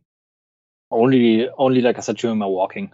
Okay. So still active. It's not something I can sit down in a chair and just listen to. Okay. That's not for me. So I just did it while I'm walking. But otherwise, yeah. Gotcha. But like you said, all at once, that's not going to work. Same with the books. Just focus on one. Maybe the reading part first, because it's harder. So not from the anime through the rest, but most of the time you find the cool stuff while watching anime. So kind of difficult sometimes. So production RTK, that's another one of those things that's recommended in MIA. Any plans to, I know you kind of touched on, you don't even want to do Chinese apparently because you already know the kanji. So production RTK, any desire to go back and do it all again? If I get a chance to go to Japan for a few years, then yes. But okay. I don't have any reason to write right now. I already noticed, I don't know if you heard it, but in one of my videos also I mentioned that I visited, beside the English class, I visited a Japanese class in university, but not because it's super so you can learn something, just because it gives credits. We have the option, if we finish 3 of stuff like this, so for example 3 language classes, we get enough credits to replace 1 actual module. So I have to do 1 less, and that's why I did 2 times Japanese and 1 times English. Where did I want to go with that? What were we talking about? The interview is getting long at this point, so don't feel too bad. Like, we were talking about production RTK and how you don't have anything RTK, to actually... Yeah, go ahead. Yes, exactly. And since it's a class, we had to write. And I wrote... By that point, it was 1 year after RTK or so. Yeah. And so I forgot everything, basically. Right. Not even katakana, hiragana. I was unable to write. But since I've seen those kanji so often in reading, it took me maybe a few tries and I was able to write them again for the next 4 weeks or so. Right. And then you start forgetting it again if you don't use it. Right. But I think once you're at the point that you're really fluent in the language, getting the ability to write it is a lot easier than doing it at the beginning. So if I get a chance to go to Japan, then yes, I will do it. Maybe only for the first 1,000 kanji or so. But otherwise, I don't see the need to spend any time on this. So writing is pretty far down my list of priorities right now. Gotcha. Okay, cool. So how about in general, like talking about meta learning, or even like this interview that people are doing right now? You know, you have a philosophy like AJATT, which is all Japanese all the time. This doesn't really fit into that because we're talking in English right now. So how do you recommend people learn about and consume content like your own, or even this interview, while balancing, you know, what is essentially a really strict methodology and lifestyle and theory? Here, once again, a comparison between nutrition and language learning in this case. A few years back, we had some classes in where I was working, and it was about nutrition. I don't remember exactly what it was. So all the because they hired a lot of students in this firm. They had a lot of gyms all over Germany. So we all gathered in one place and we had a nutrition seminar. And in this seminar, somebody behind me asked the question, I can still remember, I can't forget it. If my client wants to eat Nutella once a week, is that fine? No, it's going to break his progress. He's going to get fat again. That's what I'm trying to say is it's not going to matter. Once it's fine. If you do it 2 times a week, that's fine. As long as it's not going to take over half your day, that's all okay. In nutrition, it's the same. So don't spend half a day eating Nutella. Genau. Exactly. It's a treat. Do it once in a while. Do it, or I don't know, do it 30 minutes a day, depending on how much time you have, or once a week where you give yourself 2 hours or 3 hours where you do whatever you want. Mm-hmm. So just build it in there. It's time to relax and don't feel bad about it. So that's what I would do. Right. Gotcha. Awesome. So, okay. Legend of the Galactic Heroes. It is legendary for like Fate Zero being super difficult. I think we basically already touched on what you would do with a really difficult series. Mine it and go from there. At what point do you see yourself with something super, like, are you familiar with that series at all? I had to look it up. Okay. No, I haven't heard it before. Is it really that difficult? I mean, I'll put it this way. Anytime I can't find a word like in any other show, it's always still in that one. So it just, I'm not sure if they tried to use every word that's in the dictionary, but it seems pretty complete. So yeah, I guess when you encounter content that is still really difficult, is any other recommendations for hitting like targets like that? Like I have a golden series, right? Like this is the series that is up on a pedestal. And I want to get to a point where I understand this one thing. Maybe it's Persona 5 for somebody or something like that, right? How do you recommend people hit that target? And maybe at a high level, right? Like we talked about, you can go through it and you can mine everything in it. But do you see any way without just diving into the content itself to kind of prepare yourself for other series that maybe are on pedestals for people? It really depends on the series. If it's a specific genre, for example, if you are, before we talked about Youjo Senki, and you know the topic is war, so maybe you could start with watching a few shows that have a similar theme, and try to get the vocabulary from there, because there are probably shows that have a similar topic but are a lot easier. That's one option, but otherwise it's probably the same as with everything. Basically, the whole concept around immersion learning. If you want to understand native material, you have to use native material. In this case as well, I would probably watch it once without anything, mine it, and then put it in my passive immersion and listen to it over and over again. Maybe even if you like it, you can watch it over as active immersion in the evening, maybe even one episode or so. But that's probably all I would do, because there are specific words, and the only way you're going to understand it is you know the words, and if you have them down this far that you can understand them once you hear them. And if you want to get the specific words that are in there, you have to watch this, because otherwise you don't really know what words are going to appear. So it's hard to practice it outside of it. Yep, that's fair. So let's transition a little bit to talk about some maybe non-language learning things that have been impactful for how you've gotten where you have so far. We talked about tracking in general, just habits as well as statistics around what you're doing. Any other tips you can give people? You mentioned things around daily habits. What sort of things can people do parallel to the language learning that can help them go deeper with the language learning? Start some kind of sport. Move. That's a really important part. There's an interesting book. It's called Spark. It's originally in English. Our second episode is about that, actually. Oh, yeah. I have to look into this. And I read the Japanese translation as well. It's pretty cool. Oh, really? I didn't even know there was a Japanese translation. Cool. There's one.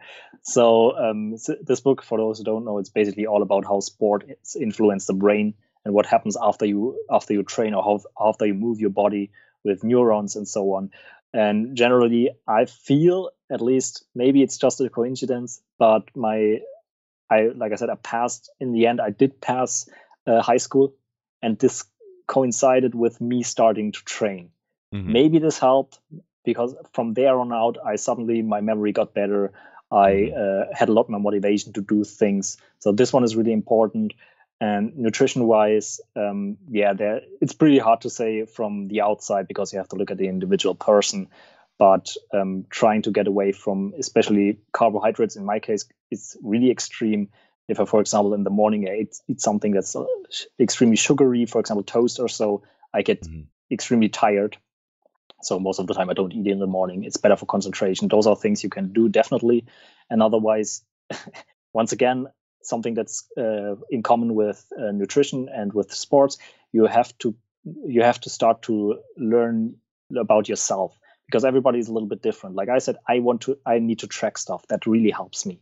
Then when it comes, for example, in nutrition to sweets, I can't have them at home.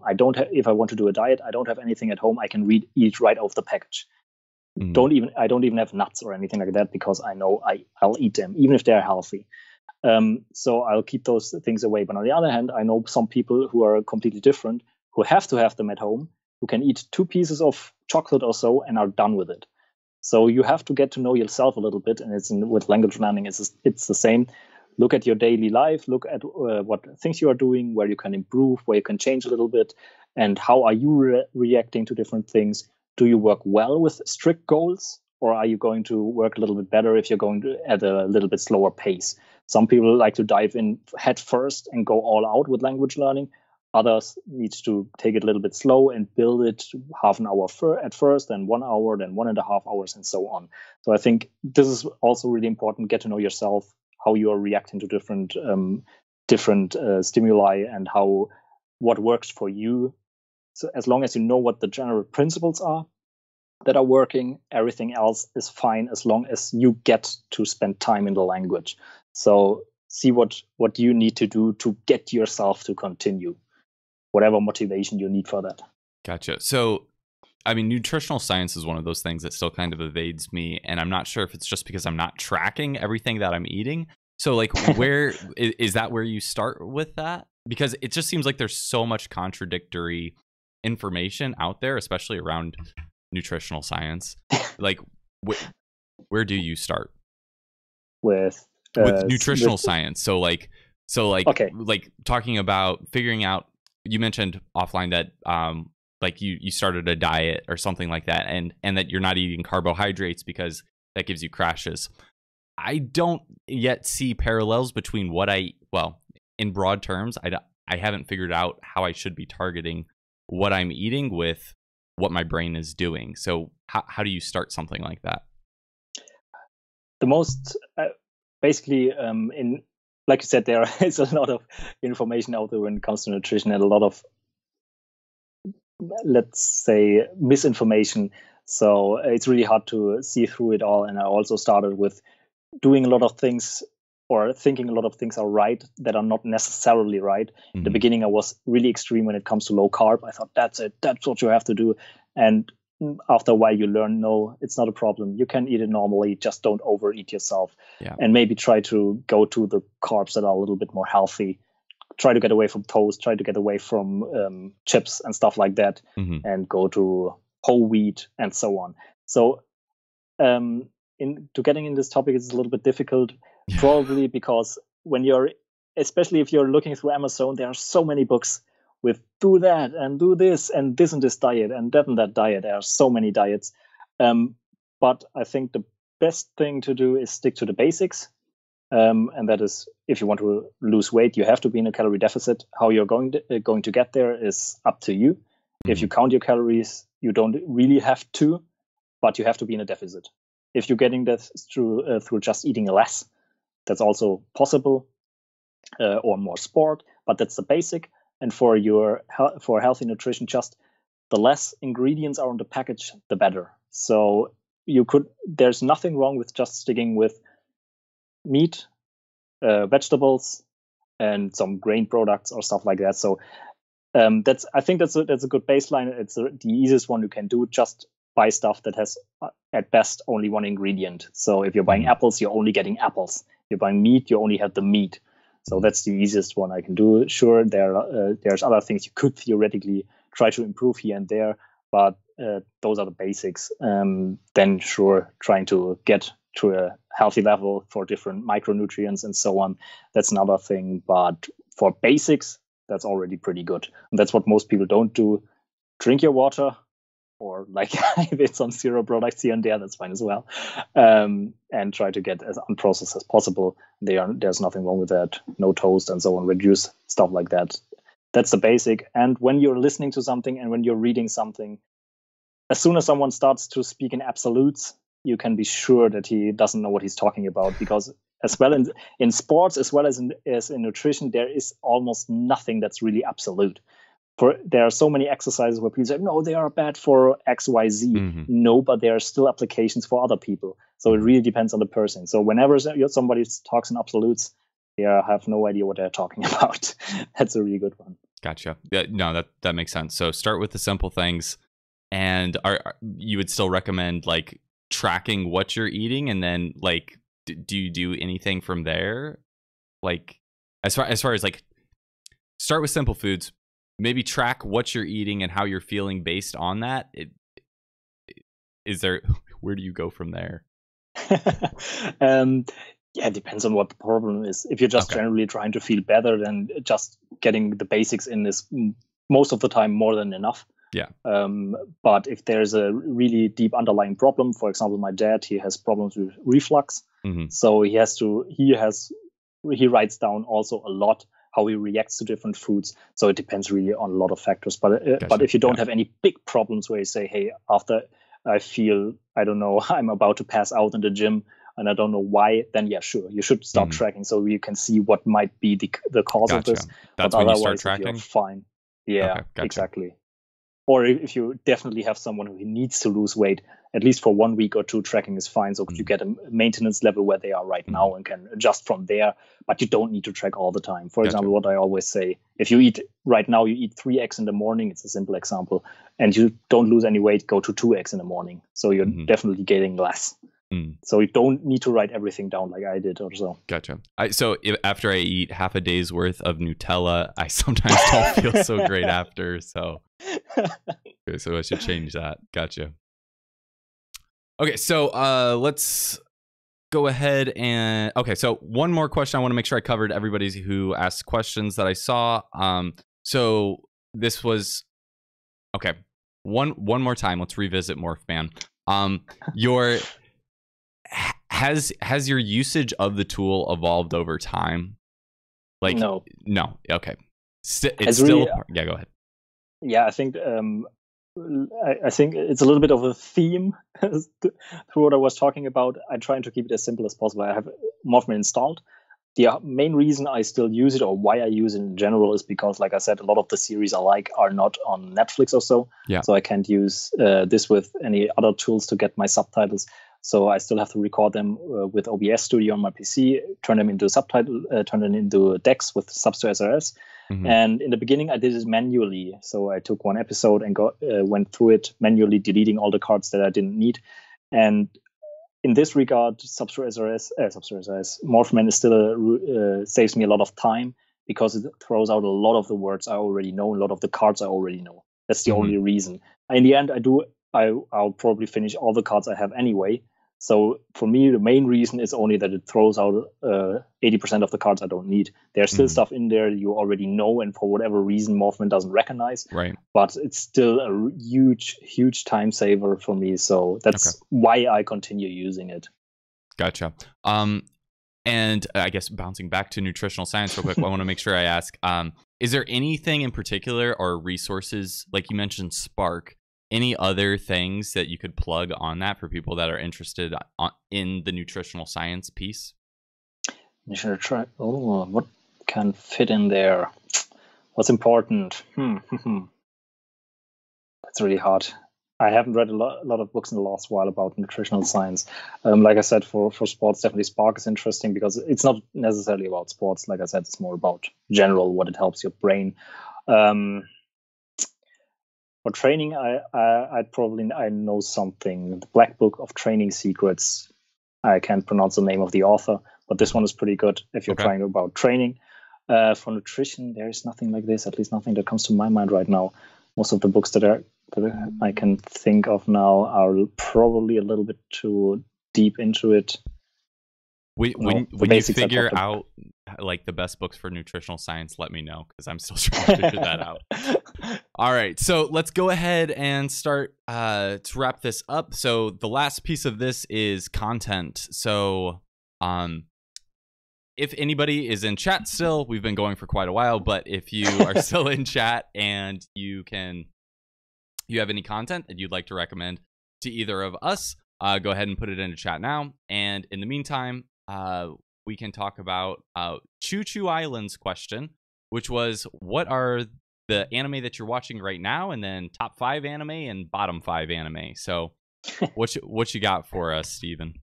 Well, like I said before, I'm currently rewatching One Piece. Or rewatching, I saw when I was younger the first, like I said, 150 episodes or so. And right now I'm watching this. But since it's so much, I'm not focusing solely on One Piece. Whatever comes to my mind right now, what I like, what seems interesting, I watch.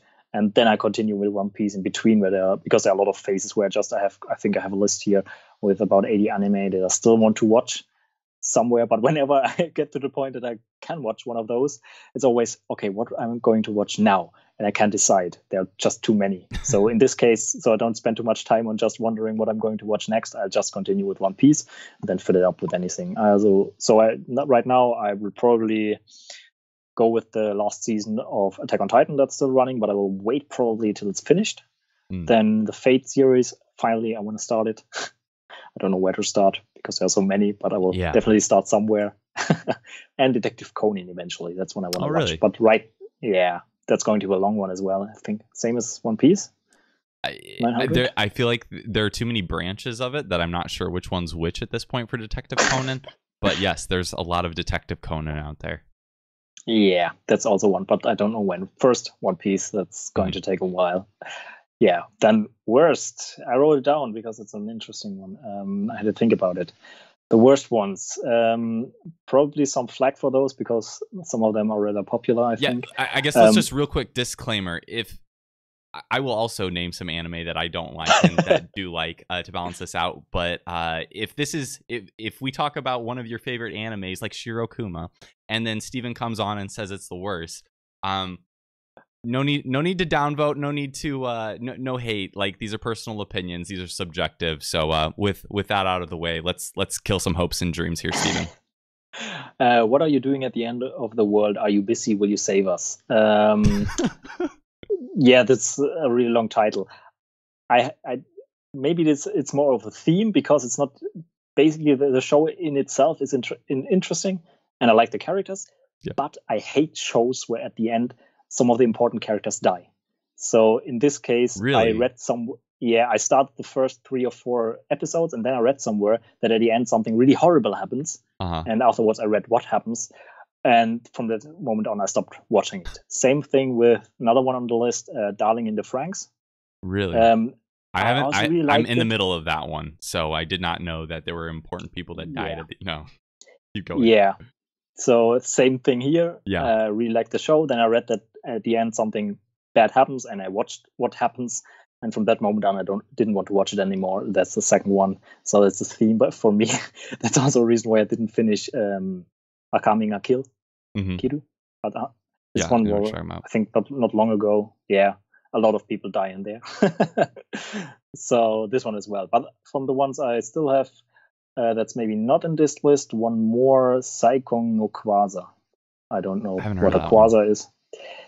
So the reason why I stopped this one after 2 episodes, not because somebody dies, but I don't have anything against edgy stuff and so on. That's fine by me. I can watch it. One of my favorite ones, Guilty Pleasure, where I also read the first 4 light novels, is High School DxD. DxD. And the reason why I stopped this one, because it's so over the top. It has 2 seasons, and I think both of them are 24 episodes. But the edgy is so over the top where I don't want to explain it, but I couldn't watch it. Just too much. When it's in your face all the time, 24/7, that's nothing. That's just too much. Even though, like I said, High School DxD I really like it. Watched it, I think 4 times, all the episodes or so. Yeah. Top ones. One Piece, that's clear. Attack on Titan. Then Gate. I think I mentioned it in one of my videos that I watched it a few times as a kind of yardstick how much I'm improving. Real life, this one is romance style, but also really sweet, and I love the ending. And the last one, Chivalry of a Failed Knight. There's only one. Yeah, this one, it's not not extremely good from a story perspective, but the main reason why this sticks with me is because in most anime, be it romance or whatever, you never get any progress. It's all the time in the end, they are still friends or whatever. Nobody confesses or anything like that. And this one, in the third, fourth, fifth episode, I don't know, they are already confessing and stuff like that. And oh my God, I've never seen that before in anime. Normally it's always he does something stupid, she punches him in the face, and that's it. Something like that. So I was really surprised when there was something different, and that's why this one stuck with me, and I've seen it also 2 or 3 times now. Gotcha. Very cool. Is that all of them? Yeah, I think. All right, cool. Yeah. So I'm definitely not going to do 5. I'm trying to wrap this up, but so 5 that I didn't like. I think, yeah, I've got 5 that I didn't like, and then a couple that I do like. So when I was starting out early, I wanted to watch things that were simple, and also things that I wouldn't feel bad about not understanding, because like Attack on Titan, that's kind of on a pedestal for me. I really want to understand that, so I read it when I was able to, and I've really enjoyed that. Something like Tsuritama, which is like a fishing one, slice of life, that I was told was easy. It was around the same bucket as Shirokuma. Hated it. Tsuritama, the characters try to be too cute, and it was not interesting. Shirokuma I actually like that one, so again, I don't know why Steven hates it so much and won't stop talking bad about it, but K-On! Is another one that I really didn't like, and I'm sorry. Same. I know people really like that one. Okay, good. Agree. I'm not alone on that. The other one is what is it? Kobayashi something teasing master. Dragon Maid. Oh wait, Kobayashi's the Dragon Maid. Yeah. The Dragon Maid. I haven't seen that one. It was just really boring again. They're dragons. That's the twist. From that statement, you probably know enough if you really want to watch something with girls and dragons. Like you mentioned, you're okay with like the ecchi stuff. Like I try to avoid it just because I don't find it that interesting. And that one is like, oh, like I don't know. It was kind of wanted to be ecchi, but wasn't really. And then it was like little girls that were kind of being sexualized, and I was like, I'm good on that. That seems to be a common theme in a lot of some of these Japanese animes where they try to be like super cute, but it's like, dude, she's like 5 years old. Like even like Kill la Kill. She's 200. Yeah, exactly. Yeah. So like even in Kill la Kill, like the girl's like 15 and she's like ripping off her clothes every 5 seconds. It's like, huh? Yeah. I know what you mean. How am I supposed to feel about this morally? Anyways, then Tarakai Jozu no Takagi-san. I absolutely sorry, I know this one's pretty popular, but I absolutely hate that one. I watched 2 episodes and was like, I thought there were gonna be like some pranks, some bullying, like something, and what's going on in this show is not that. These are basic. This is nothing like this. I want to see these kids go through some trauma together if you're going to make them like all look super cute together. And again, sexual tension between 5th graders gets old after 2 episodes for me, apparently. So and then good ones. I do this every show, mention some content, so people already probably know some of my favorite ones, but again, plugging Golden Kamui because that one is awesome. I've plugged it enough. And then one that I haven't talked about enough is Chiyo-chan no Tsugakuro. Have you seen that one? No, right, doesn't ring a bell. You're gonna want to check that one out. So this one's actually a comedy, and shout out to Jake vs. Japan on Twitter for putting it onto my radar. It's about Chiyo-chan going to school, but she never really makes it there because she's always doing something really stupid. And it's one of the better comedies. It was originally a manga. I think the artist was originally a hentai artist, though. Not sure. So this is his first debut into the mainstream, and I gotta say it's pretty darn funny. So those are some good ones to check out for people.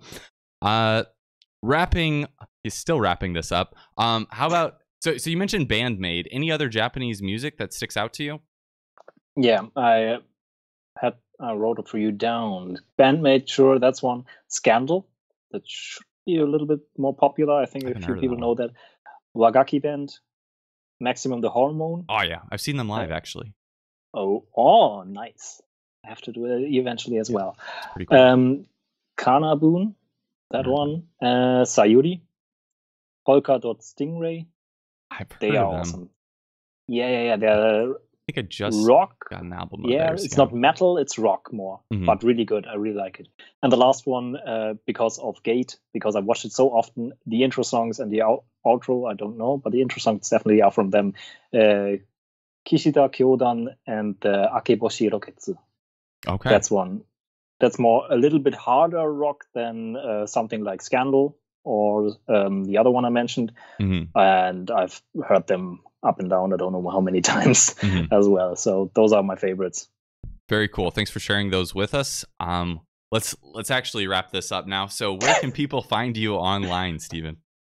Online, YouTube's Stevijs3, STEVJIS3. And the same with a 1 in the end instead of a 3 on Twitter. Okay. And I'm also in the Refold and in the Migaku Discord, so there as well, same name. Gotcha. Always. Awesome. Discord, Twitter, and YouTube. Check them out, guys. Links will be in the description. As always, I'm KanjiEater. You guys can find me at KanjiEater everywhere. Also, I was on the Korikata podcast this week, so that should be out Sunday, probably, maybe. So go ahead and check that out if you want to hear some more stuff about some more details that they dug into based on my origin story and some of kind of picked through some of the things that I mentioned on the first video on my YouTube channel. So check that out. So in closing, Steven, what's one piece of advice you'd give to someone on the path to learning a new skill? The one I mentioned before, probably. Get to know yourself, know about what works for you, know about how you react to certain stimuli, what you need to do to trick yourself into doing more, with that being that you always carry something with you, like a book or so that you can read wherever you are, take your phone with you so you can listen to your immersion material or something like that. Same with any other skill. Try to find out what you need to do to bring yourself to do something, whether it's tracking stuff or not tracking stuff, setting hard goals or rather soft goals. And that's, I think, a lifelong journey where you understand a little bit more about how you tick and what brings you to work towards the goals you want to achieve in the end. So that's a really important one, I think. Awesome. Thanks so much for coming on to the show. Please do come back again. This was absolutely awesome. As you could tell, I had a lot of questions for you. The community obviously did. Father Pickles from the AJATT Discord seemed to be very excited. So, guys, if you're new around here, please do like, subscribe, follow, and let us know who you'd like to see on here next. And we'll see if we can't make it happen. So with that, we'll wrap up the show. Thanks, guys.